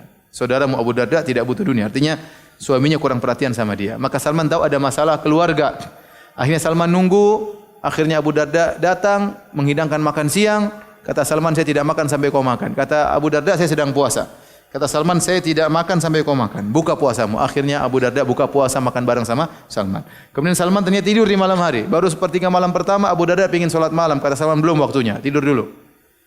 Sepertiga malam yang kedua mau bangun, kata Abu Darda, kata Salman, "Belum, tidur dulu." Tatkala sepertiga malam terakhir baru kemudian Abu Darda dibangun oleh Salman, kemudian mereka sholat bersama. Setelah itu Salman nasihat kepada Abu Darda, "Inna li rabbika 'alaika haqqan, wa li jasadika 'alaihi haqqan, wa li zawrika 'alaika haqqan, wa li ahlika 'alaika haqqan, fa'ati kulli dzi haqqin haqqah." Wahai Abu Darda, sungguhnya Allah punya hak, badanmu punya hak, perlu istirahat. Allah punya hak untuk kau ibadahi. Tamumu punya hak untuk kau jamu, istrimu punya hak untuk kau gauli, untuk kau mesrai. Berikanlah masing-masing haknya. Masing-masing ada porsinya. Abu Darda waktu mendengar nasihat Salman, dia tidak komentar. Sebagai teman baik, bahkan saudara, dia dengar nasihat terus dia tanya kepada Nabi, "Ya Rasulullah, kajian begini-begini, kemudian Salman menasihat saya demikian." Kata Rasulullah SAW, "Shadaqa Salman." Salman sungguh benar. Ya. Ini dalil bahwasanya Islam kita beribadah bukan cuma hawa nafsu kita. Ya. Saya ingin sholat malam terus tidak tidur, tidak boleh. Nabi larang. Ini usalli wa anam, saya sholat saya tidur. Saya ingin puasa terus tidak pernah berbuka, kata Nabi. Ini asum wa uftir, saya puasa dan saya saya saya nggak mau nikah sama para wanita. Wanita bikin masalah aja. Ya. Maintenance-nya mahal, maharnya mahal, kemudian diomel-omelin lagi, saya nggak mau nikah. Saya mau konsen beribadah. Kata Nabi, "Ana atazawwajun nisa," aku menikahi para wanita. "Wa ana atqakum wa akhsyakum lillah," aku yang paling bertakwa kepada Allah, yang paling takut kepada Allah Subhanahu wa taala. Ini dalil bahwasanya Islam mengajarkan kalau Anda ingin menjadi seorang yang dekat dengan Allah tidak harus meninggalkan dunia ini. Paham? Anda bisa menikmati dunia menjadi orang yang saleh. Oleh karena Islam mengajarkan rakyat jelata bisa dekat kepada Allah Subhanahu wa taala. Pemimpin pejabat bisa dekat dengan Allah Subhanahu wa taala jika dia menjalankan kewajibannya sebagai seorang pemimpin dengan baik. Makanya Nabi SAW waktu menyebutkan tentang 7 golongan yang Allah naungi pada hari kiamat kelak, di antaranya kata Nabi SAW, yang pertama, imamun adil, imam yang adil. Bahkan kata Ibnu Taimiyah rahimahullah taala, pemimpin yang adil afdhalul mujahidin fi zamanihi, adalah orang yang paling mujahid terbaik di zamannya. Kenapa? Kalau dia berbuat baik yang merasakan kebaikannya jutaan orang. Kalau dia berbuat zalim yang merasakan kezalimannya jutaan orang. Jadi Islam mencontohkan bahwasanya untuk dekat dengan Allah tidak harus meninggalkan dunia ini. Kita ada contoh, yang miskin ada, luar biasa, wali Allah. Yang kaya juga ada, Abu Bakar kaya, Abdurrahman bin Auf kaya. Nabi yang susah juga ada, Nabi Isa, ada Nabi kaya, Nabi Daud, Nabi Sulaiman. Jadi enggak ada masalah.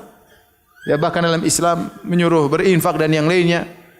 Jadi Islam agama yang logis. Untuk bisa dekat dengan Tuhan tidak harus miskin. Ya, tidak harus meninggalkan interaksi dengan orang lain. Tidak harus menjadi jomblo untuk dekat dengan Tuhan, tidak. Ente logis, Islam mengajarkan logis. Ente jadi apapun bisa dekat. Jadi pedagang bisa dekat dengan Allah Subhanahu, bisa pedagang bisa masuk surga. Ya, banyak jalan menuju surga. Sementara kalau antum melihat agama yang lain, Yahudi konsentrasinya kepada dunia. Semua pikiran dia apa tentang dunia. Sampai kata Allah, yawaddu ahaduhum law yu'ammaru alfasanah. Sampai salah seorang dari mereka berangan-angan kalau ingin hidup 1000 apa? 1000 tahun. Kenapa? Karena benar-benar semuanya dunia. Ya. Sekarang mereka bikin semua dunia di dunia ini di balik keduniaan tersebut, foya-foya semuanya di baliknya orang apa? Yahudi. Sebaliknya sebagian orang Nasrani, kalau ingin dekat dengan Tuhan harus tinggalkan dunia ini. Harus jadi pastor. Ya. Kalau benar-benar mau dekat dengan Tuhan, pastor, tidak nikah, tidak punya anak, dekat dengan Tuhan. Kita bilang itu enggak logis dalam apa? Islam. Nabi kita Muhammad SAW punya istri. Nabi Anda, Nabi Daud punya istri. Nabi Sulaiman punya istri. Nabi Ibrahim punya istri. Ya. Oleh karena tidak benar bahwasanya orang mau dekat dengan Tuhan harus meninggalkan dunia ini. Itu agama yang tidak logis. Islam adalah agama yang logis. Ya, karena dia memperhatikan bukan hanya keperluan rohani, tapi dia juga keperluan duniawi. Ya. Sama saya pernah ketemu dengan dan saya baca, antum baca coba literatur orang Hindu. Bagaimana kalau untuk mencapai nirwana, Hindu atau Buddha, maka dia harus benar-benar meninggalkan dunia ini, baru bisa mencapai derajat yang apa? Yang tinggi. Islam tidak demikian. Islam dunia ada, jalani. Ya. Bahkan Nabi SAW mengatakan orang yang berinteraksi dengan manusia, wasabara ala adahum, dia sabar dengan gangguan orang-orang, lebih baik daripada orang yang bersendirian. Ya. Islam menyuruh untuk mencari nafkah. Jadi intinya Islam adalah agama yang terlogis daripada yang ada, yang menunjukkan kalau untuk sampai derajat yang tinggi di sisi Allah tidak harus meninggalkan dunia ini. Tetapi dunia dijalankan dengan niat apa? Akhirat. Dan itu hanya ada pada Islam. Sebagian agama lain kalau ingin dijalankan dengan baik konsekuensi harus meninggalkan dunia. Islam tidak demikian. Islam tidak demikian. Taib. Ini yang keberapa sekarang? Ini mau masuk 7. Islam mengajarkan tentang hak kepemilikan, tetapi kepemilikan tersebut diatur dengan baik. Islam berada di antara dua metode kepemilikan harta, metode sosialis dengan metode kapitalis. Sosialis, seorang tidak boleh memiliki harta yang banyak, diatur oleh pemerintah, harus kaya bareng-bareng. Kalau miskin-miskin bareng-bareng, kaya bareng-bareng. Jadi seorang tidak bisa kaya-kaya banget, kaya lebih baik diambil hartanya dibagikan kepada yang lain. Dan ini kalau menurut Islam zalim, dia yang berusaha kenapa hartanya diambil. Seorang berusaha dia berhak mendapatkan haknya, kalau tidak berusaha dia silakan mendapatkan haknya. Ini sosialis, semua mau disamaratakan ya. Seperti di Rusia, seperti di Cina ya kalau enggak salah ya. Sebaliknya ada sistem kapitalis. Kapitalis seorang boleh memiliki harta sebanyak-banyaknya dan milik dia. Akhirnya dia kurang perhatian sama yang lainnya. Akhirnya dia berfoya-foya. Akhirnya dia menggunakan seenaknya. Islam di antara keduanya. Islam mengakui kapitalis tapi kapitalis yang diatur. Islam punya metode mengingatkan bahwasanya harta yang Anda miliki boleh Anda kuasai dan itu milik Anda, tapi penggunaannya harus ikut aturan Allah Subhanahu wa taala. Makanya Islam mengatakan wala tusrifu, jangan berlebih-lebihan. Allah berfirman innal mubadzirina kanu ikhwana syayatin. Sungguhnya orang-orang yang tabdzir, berlebih-lebihan, menghambur-hamburkan termasuk teman-teman syaitan. Maka Islam membuat suatu logika tentang harta. Harta yang kita miliki ini adalah milik kita. Kita boleh gunakan kalau kita sedekah kita dapat pahala, kita boleh menggunakan untuk dunia kita selama tidak berlebih-lebihan. Selama tidak berlebih-lebihan, ya. Makanya Allah ingatkan dalam banyak ayat, Allah ingatkan bahwasanya harta ini hakikatnya milik Tuhan, cuma diamanahkan kepada Anda. Ya, maka gunakanlah dengan aturan sang pemilik yang sesungguhnya. Kata Allah Subhanahu wa taala, "Wa anfiqu mimma ja'alakum mustakhlafina fih." Dan infaklah kalian dengan harta yang Allah jadikan kalian mustakhlaf. Mustakhlaf itu dari kalimat istikhlaf, yaitu harta tersebut Allah pindahkan ke tangan kalian. Dan demikianlah peredaran harta. Tadi di tangan si A berubah ke tangan si B ke tangan si C, si C bertangan ke D dan seterusnya.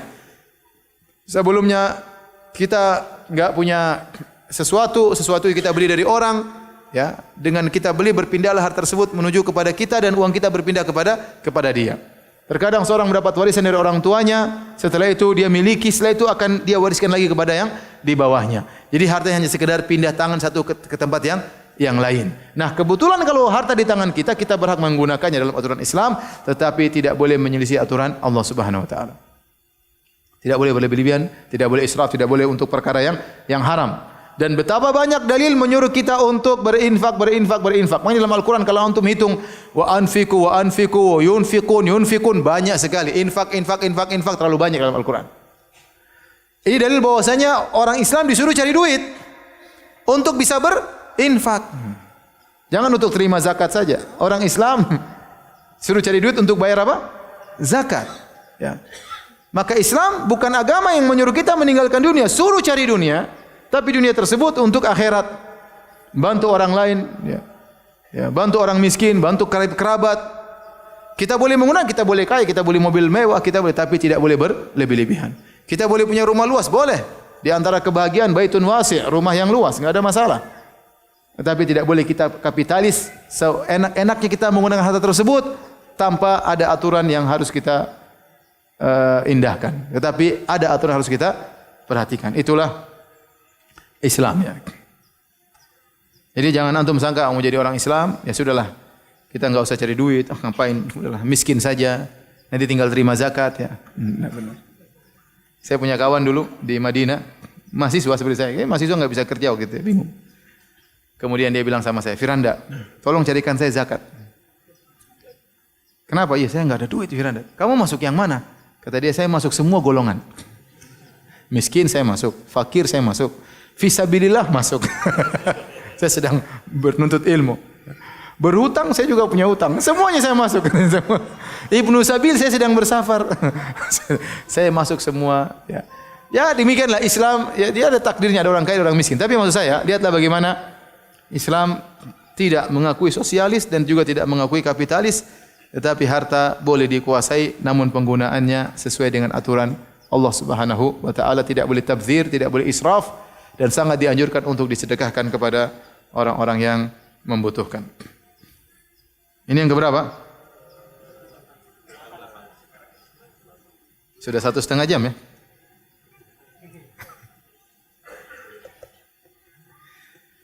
Taib.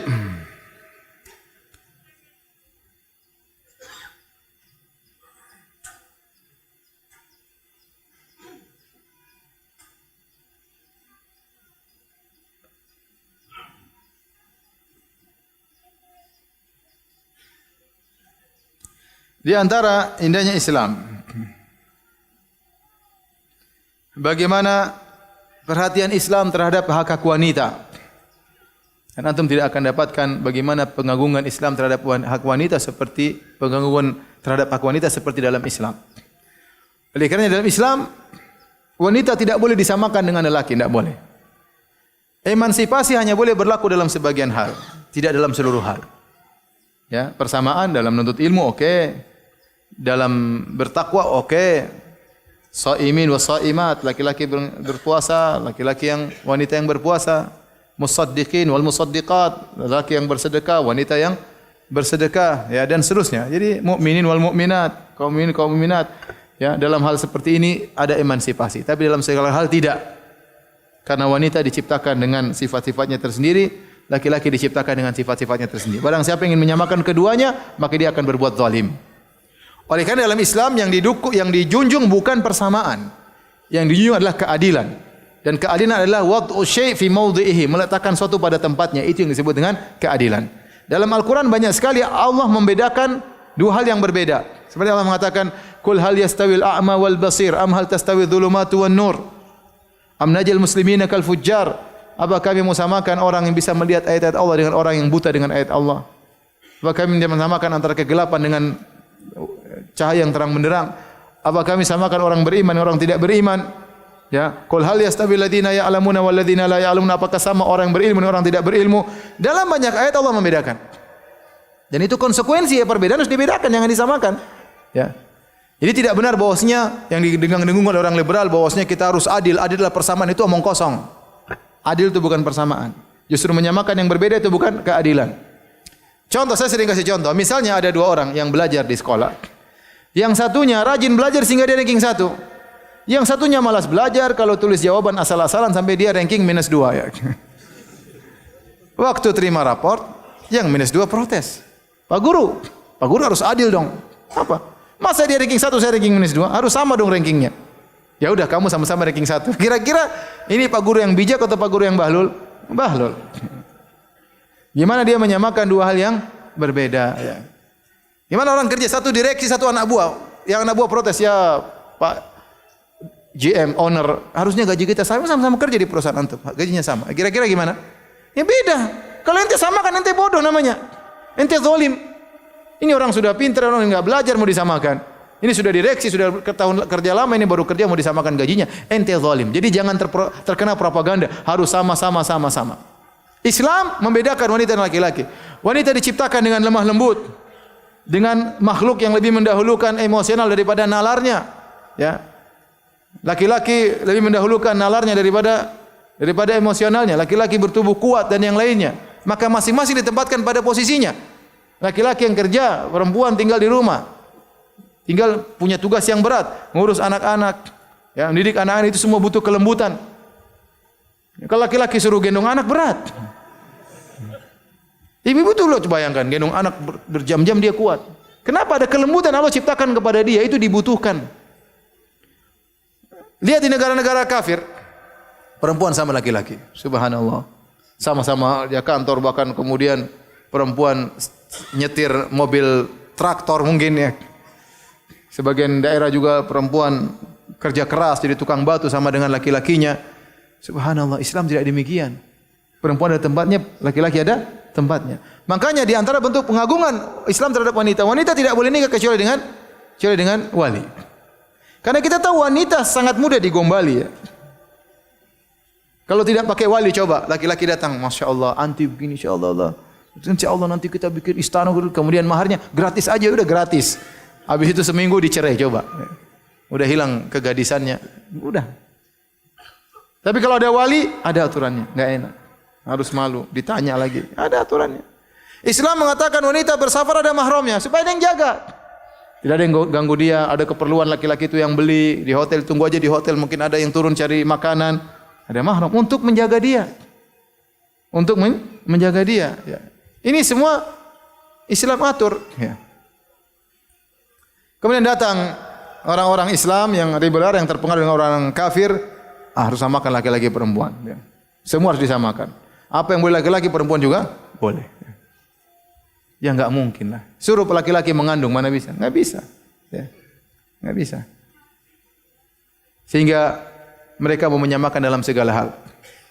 Kata mereka, wanita bukan cuma laki-laki yang boleh mencerai, perempuan juga boleh mencerai. Dan itu berbahaya bagi kita laki-laki. Kalau perempuan boleh mencerai, kita bisa ditalak sehari 3 kali.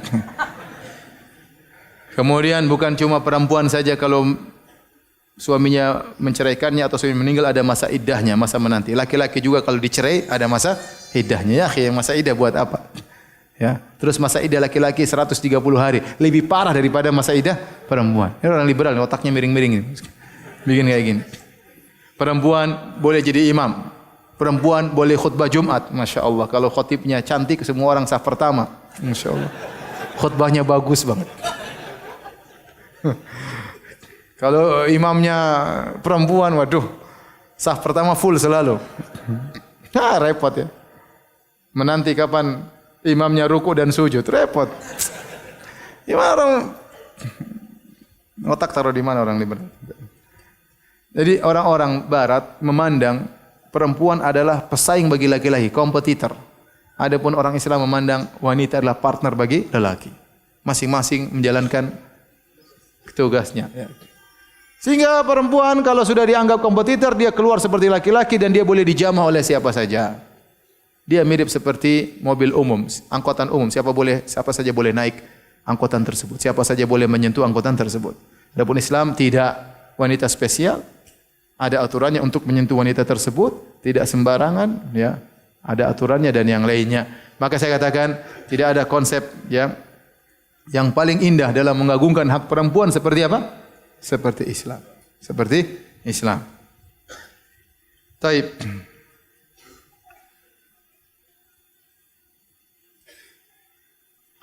Di antara indahnya Islam, Islam adalah agama yang realistis yang mengajarkan kepada kita dalam banyak ayat dan dalam banyak hadis-hadis bahwasanya kehidupan dunia hanyalah ujian. Islam mengajarkan bahwasanya kebahagiaan yang sempurna cuma ada di surga. Di dunia tidak ada kebahagiaan yang sempurna. Tidak ada manusia kecuali pernah mengalami kesedihan dan kekhawatiran. Adapun tidak ada kekhawatiran, tidak ada kesedihan kecuali cuma di surga. La khaufun alaikum wa la antum tahzanun. Udkhulul jannata. Masuklah kalian ke dalam surga. La khaufun alaikum wa la antum tahzanun. Kalian tidak akan sedih dan kalian tidak akan khawatir. Oleh karenanya seharusnya orang Islam adalah orang yang paling kuat dalam menghadapi problematika kehidupan dunia. Karena dia tahu dunia adalah medan ujian. Alladzi khalaqal mauta wal hayata liyabluwakum ayyukum ahsanu amala. Dialah Allah yang menciptakan kehidupan dan kematian untuk menguji kalian. Siapa di antara kalian amalannya yang terbaik, ya. Walladzi khalaqas samawati wal arda wa bainahuma fi sittati ayyamin wa kana arshuhu 'alal ma' liyabluwakum ayyukum ahsanu amala. Dialah Allah yang telah menciptakan langit dan bumi dan apa di antara keduanya untuk menguji kalian. Siapa di antara kalian amal yang terbaik. Oleh karenanya dalam ayat banyak, dalam hadis-hadis menjelaskan kehidupan dunia adalah ujian. Bahkan Nabi mengatakan, asyaddu nasi bala'an al-anbiya, orang yang paling berat ujiannya adalah para nabi. Tsumma salihun, orang saleh. Tsumma al-amsal fal amsal, kemudian selanjutnya dan selanjutnya. Imam Syafi'i berkata, mizanuz zamani katsiratun la tanqadi wa sururuhu ya'tika kal ayadi. Sungguhnya cobaan zaman datang banyak dan silih berganti, kesenangannya datang sesekali saja. Oleh karenanya para hadirin Allah Subhanahu wa taala, inilah yang diajar oleh Islam. Sehingga tatkala kita menjalani kehidupan, ya kita tahu ini kehidupan memang ujian. Ada senang, ada sedih. Ada tawa, ada tangisan, ya. Yang selalu tertawa, yang selalu gembira cuma di surga. Tidak ada kesempurnaan di dunia agar kita selalu rindu dengan surga. Siapapun Anda, ya. Siapapun Anda dalam rumah tangga pasti ada cekcok. Urusan dengan anak pasti ada kesedihan. Di kantor juga pasti ada permasalahan. Sama kerabat juga pasti pernah ada masalah. Terkadang sama orang tua juga pernah ada masalah. Sama tetangga juga terkadang ada masalah. Tidak ada di dunia ini kecuali pasti diliputi, terkontaminasi dengan kesedihan dan kekhawatiran. Tetapi orang Islam diajarin, inilah hakikat kehidupan. Kamu harus bersabar. Kamu harus bersabar. Semakin sabar semakin banyak pahala. Bersabar sambil cari solusi, bukan pasrah tidak mencari solusi, cari solusi. Islam tidak mengajarkan bunuh diri. Islam tidak mengajarkan dunia ini adalah puncak kebahagiaan. Ini hanya khayalan, kemustahilan. Sebaliknya Islam melarang seorang untuk bunuh diri. Ya, barang siapa bunuh diri maka dia masuk neraka jahanam. Dalam ayat, dalam hadis Nabi SAW, man qatala nafsahu bihadidatin, barang siapa yang nikam dirinya dengan besi, fahadidatuhu fi yadihi yaja'u biha fi batnihi yaumal qiyamati khalidan mukhalladan abada.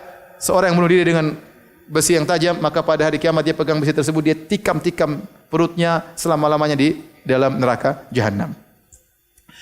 Man tahassa summan faqatala nafsahu, barang siapa yang bunuh diri dengan minum atau makan racun, maka di hari kiamat fahuwa yatahassahu, maka di kiamat dia minum racun terus, makan racun, disiksa dengan makan racun selama-lamanya di neraka jahanam. Barang siapa yang melemparkan dirinya bunuh diri, maka dia disiksa di hari kiamat dengan demikian. Islam melarang bunuh diri. Islam mengajarkan bahwasanya bunuh diri bukan solusi, itu adalah awal dari kebinasaan. Hanya pindah tempat dari kesengsaraan dunia kepada kesengsaraan adab jahanam. Islam melarang namanya bunuh diri. Oleh karenanya kita dapati negara yang paling jauh dari bunuh diri negara-negara Islam. Tapi negara yang paling persentase bunuh diri paling banyak negara-negara yang selain Islam. Terutama negara-negara ateis. Ya. Banyak sekali bunuh diri di antara mereka. Rusia, ya. Demikian juga negara yang meyakini reinkarnasi. Tidak apa-apa, bunuh diri kan hidup lagi, tidak apa-apa. Bunuh diri aja. Bunuh diri mati ya, nanti hidup lagi. Ya, mereka meyakini kalau berbuat buruk bisa hidup kembali menjadi hewan yang lebih rendah. Kalau hewan berbuat baik bisa hidup lagi jadi manusia. Itu keyakinan mereka. Ya. Makanya kalau antum macam-macam, antum mati, antum ternyata bunuh orang melawan antum mati, bisa dibangkitkan jadi kecoak suatu hari ya. Ya, itu keyakinan mereka. Oleh karenanya kalau kita dengar tentang kasus bunuh diri luar biasa di dunia ini ya. Ada sekitar 800 sampai 1 juta terjadinya bunuh diri dalam setahun di dunia ini. 800 ribu. Ya. Angka yang saya kemarin terakhir baca, 800.000, sekitar 800.000 sampai 1 juta kasus bunuh diri selama setahun di dunia. Yang paling banyak negara-negara non-muslim. Kemudian percobaan bunuh diri namun gagal lebih daripada itu ya. Yang minum baikun enggak jadi mati. Yang potong ini ternyata jadi sembuh ya, yang ternyata gantung diri enggak jadi mati ya, banyak, lebih banyak lagi daripada itu. Ya, maka Islam mengajarkan bahwasanya orang Islam harus tabah bahwasanya kehidupan dunia ini hanyalah ujian. Siapapun Anda pasti diuji. Siapapun Anda, mau orang kaya, mau orang miskin, mau raja, mau rakyat jelata, pasti semuanya pernah menangis, pasti semuanya pernah sakit, pasti semuanya problematika. Tinggal masalah banyak atau sedikit, tapi semuanya diuji oleh Allah Subhanahu wa taala. Islam tidak mengajarkan kalau kau masuk agama saya maka kamu tidak akan pernah sedih. Enggak ada seperti dalam Islam. Ya. Nabi menangis, Nabi sedih, ya Nabi pernah khawatir. Nabi SAW. Siapa yang lebih alim daripada Rasulullah SAW? Ini lihat, ikut penyanyi Korea bunuh diri. Saya dengar ya. Ini udah joget-joget kanan kiri bunuh diri. Temannya lihat lagi ikut bunuh diri. Itulah kebahagiaan, saking banyak nyanyi, betapa banyak artis-artis bunuh diri, betapa banyak penyanyi bunuh diri. Ya. Karena mereka tidak menemukan kebahagiaan. Ya. Atau mereka terlalu berkhayal namanya hidup dunia itu harus sempurna kebaikan. Enggak ada. Islam agama yang realistis mengajarkan bahwasanya kehidupan dunia itu adalah ujian.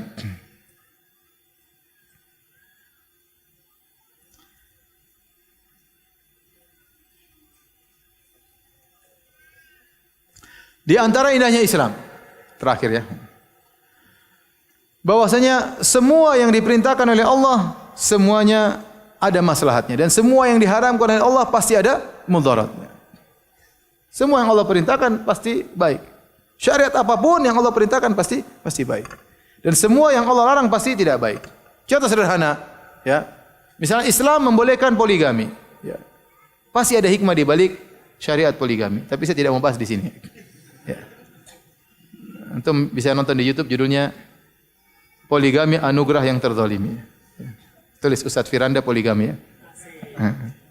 Silakan dengar ya.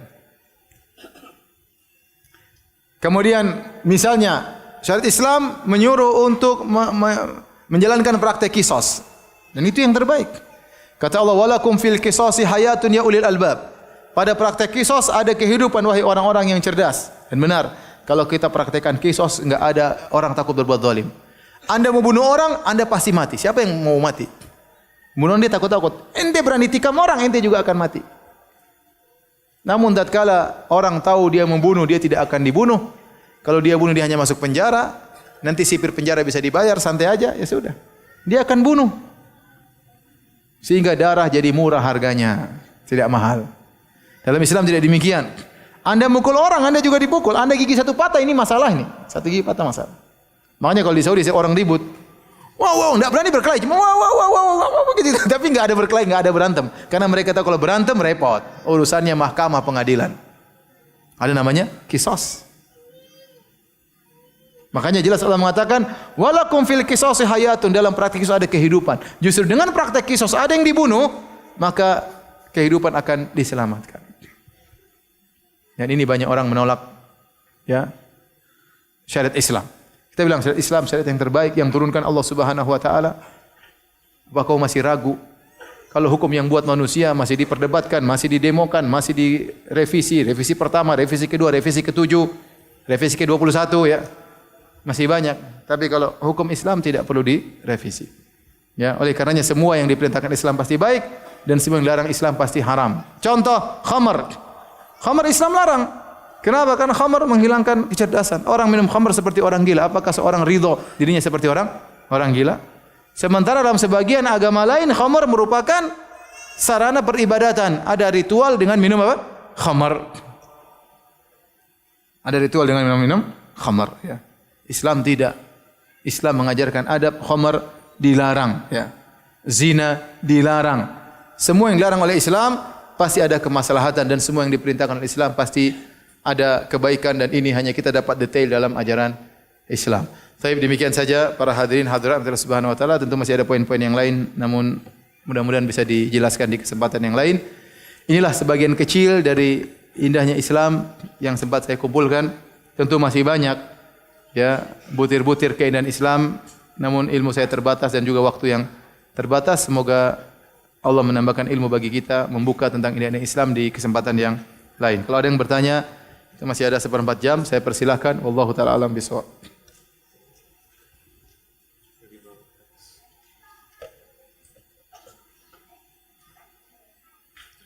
Ustadz, bagaimana menjawab pernyataan orang, jangan pada ribut, semua orang punya dalil masing-masing. Kalau itu masalah khilafiyah, ya benar, tidak usah ribut. Kita masalah khilafiyah, tinggal kita jelaskan, kita pilih pendapat kita yang lebih tepat. Tapi kalau itu bukan masalah khilafiyah, tapi perkara yang diada-adakan, yang ulama dahulu juga tidak berpendapat dengan demikian, ya, maka ngapain kita ikuti? Ya. Ngapain kita ikuti? Ya. Banyak hal-hal yang bukan masalah khilafiyah. Maka seorang harus cerdas, dia lihat ini masalah khilafiyah atau bukan, atau ini masalah dibikin-bikin zaman sekarang. Ternyata zaman dahulu semua sepakat haram. Kemudian sekarang mau diada-adakan. Tapi kalau masalah khilafiyah benar, kita tidak usah ribut, masing-masing menjalankan apa yang dia yakini. Tapi kalau kita dengan liberal, ya harus dibahas, harus ribut. Paham? Gimana dia mengatakan semua agama benar? Kalau semua agama benar, ya udah kita pindah agama aja. Lebih enak agama yang lain. Islam harus sholat 5 waktu. Ya, belum uang buat haji, buat ini ya. Mending agama lain enggak ada gitu-gituan sudah. Sembahyang seminggu sekali pun kalau mau. Misalnya ya, ngapain kita susul Islam? Ya. Kalau semua agama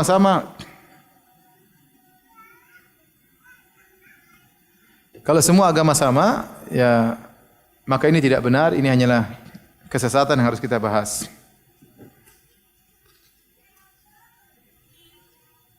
Dihilangkan locknya. Dulu saya suka foto bareng dengan akhwat. Dan sekarang foto tersebut sudah tersebar di Instagram dan Facebook. Ini dia laki-laki atau perempuan? Saya enggak tahu nih. Yang tanya laki-laki atau perempuan? Mana yang tanya? Tapi sepertinya dia laki-laki ya. Dulu saya suka foto bareng dengan akhwat dan sekarang foto tersebut sudah tersebar di Instagram dan Facebook. Lalu bagaimana sikap saya pada saat ini? Kalau bisa kita nasihati orang yang menyebarkan, kita bilang jangan sebarin lagi, itu yang terbaik. Tapi kalau tidak bisa kita nasihati, ya cukup kita beristighfar kepada Allah Subhanahu wa taala, ya Allah mengampuni orang yang bertobat.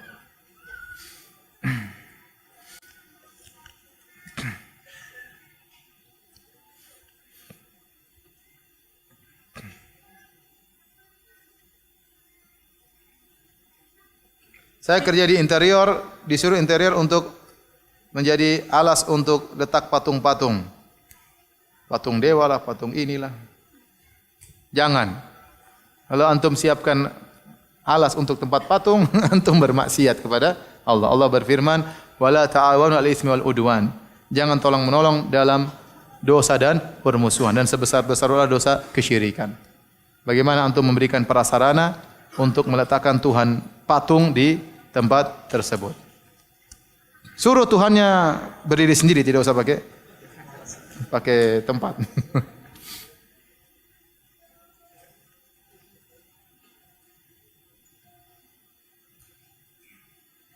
Saya mau bertanya, apakah kalau kita melakukan salat sunnah sebelum subuh harus 2 rakaat saja, ataukah boleh tahiyatul masjid? Sebaiknya salat, ada hadis ya tentang hal tersebut. Cuma saya sebagian mendhaifkan, sebagian menghasankan ya. Tentang bahwasanya kalau setelah azan subuh tidak ada kecuali salat qabliyah apa? Qabliyah subuh. Kecuali misalnya antum sudah qabliyah subuh di rumah, kemudian antum masuk masjid, maka antum tahiyatul masjid ya. Tapi kalau antum datang ke masjid langsung saja qabliyah apa? Subuh, langsung qabliyah subuh agar kita keluar dari masalah khilaf.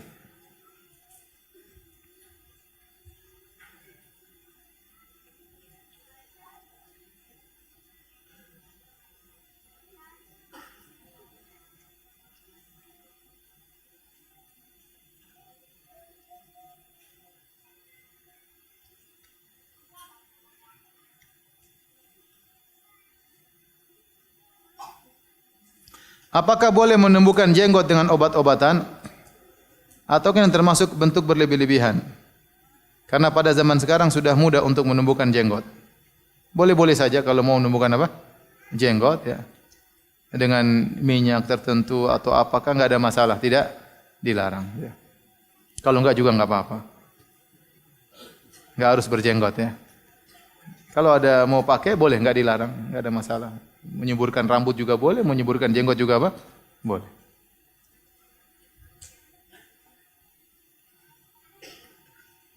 Ustaz, bagaimana hukumnya apabila akikah anak-anak namun dibiayai oleh orang tua? Enggak ada masalah, siapapun biayai enggak ada masalah. Yang penting niatnya untuk akikah anak.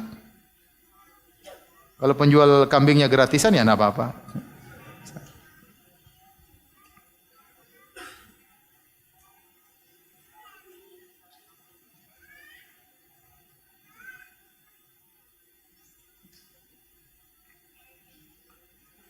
Hukum mengucapkan perayaan agama ibadah ya, perayaan ibadah agama lain. Hukumnya tidak boleh ya. Ya. Adapun masalah duniawi, maka ini sebenarnya membolehkan ya. Seperti Imam Ahmad membolehkan dalam tahniah. Misalnya teman saudara kita agama beda, misalnya dia naik pangkat, kita boleh. Sebagian melarang, sebagian boleh. Ada dua pendapat dari Imam Ahmad rahimahullahu taala. Sebagian mengatakan boleh ya. Misalnya dia sakit, kemudian dia sembuh, ya ini boleh. Tapi kalau tahniah duniawi seperti ini, dan ini disebut dalam buku-buku fikih. Adapun kalau perayaan agama mereka maka tidak boleh, karena menunjukkan mengatakan selamat menunjukkan keridhaan. Itu tidak. Yang keridhaan.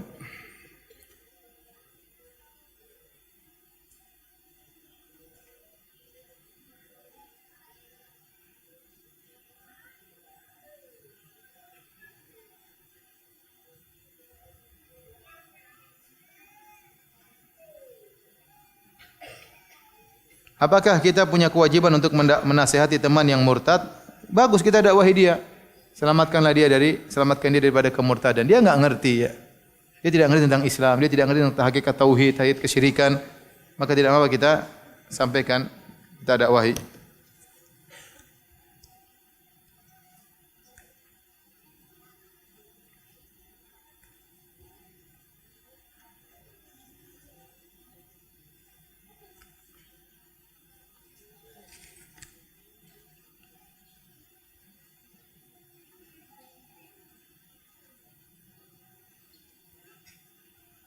Apakah ujian hanya untuk orang beriman, musibahnya untuk orang berdosa? Ikhwan, apapun yang menimpa kita, ya, musibah, kita enggak tahu itu ujian ataukah hukuman. Intinya kalau kita menghadapi musibah, kita semakin dekat dengan Allah, maka itu nikmat. Musibah tersebut akan mengurangi dosa kita dan musibah tersebut akan mengangkat derajat kita. Paling tidak menegur kita untuk kembali kepada Allah. Tetapi musibah apapun menimpa kita, semakin kita jauh dari Allah, itulah hukuman. Itulah siksaan, kita semakin jauh dari Allah Subhanahu wa taala. Kita tidak bisa mengatakan saya orang soleh, ini ujian dari Allah karena saya beriman. Enggak, kita enggak tahu. Kita ini kemungkinan besar kalau musibah kena kita, kemungkinan besar karena dosa. Kemungkinan besar karena apa? Dosa. Tetapi bagaimana sikap kita menghadapi ujian tersebut? Yaitu kita sabar, kemudian kita serahkan kepada Allah Subhanahu wa taala dan kita semakin dekat kepada Allah. Itu baru musibah tersebut menjadi bernilai pahala di sisi Allah Subhanahu wa taala. Demikian saja ikhwan kajian kita pada kesempatan kali ini. Kurang lebihnya saya mohon maaf. Subhanakallah bihamdik asyhadu an la ilaha illa anta astaghfiruka wa atubu ilaik. Assalamualaikum warahmatullahi wabarakatuh.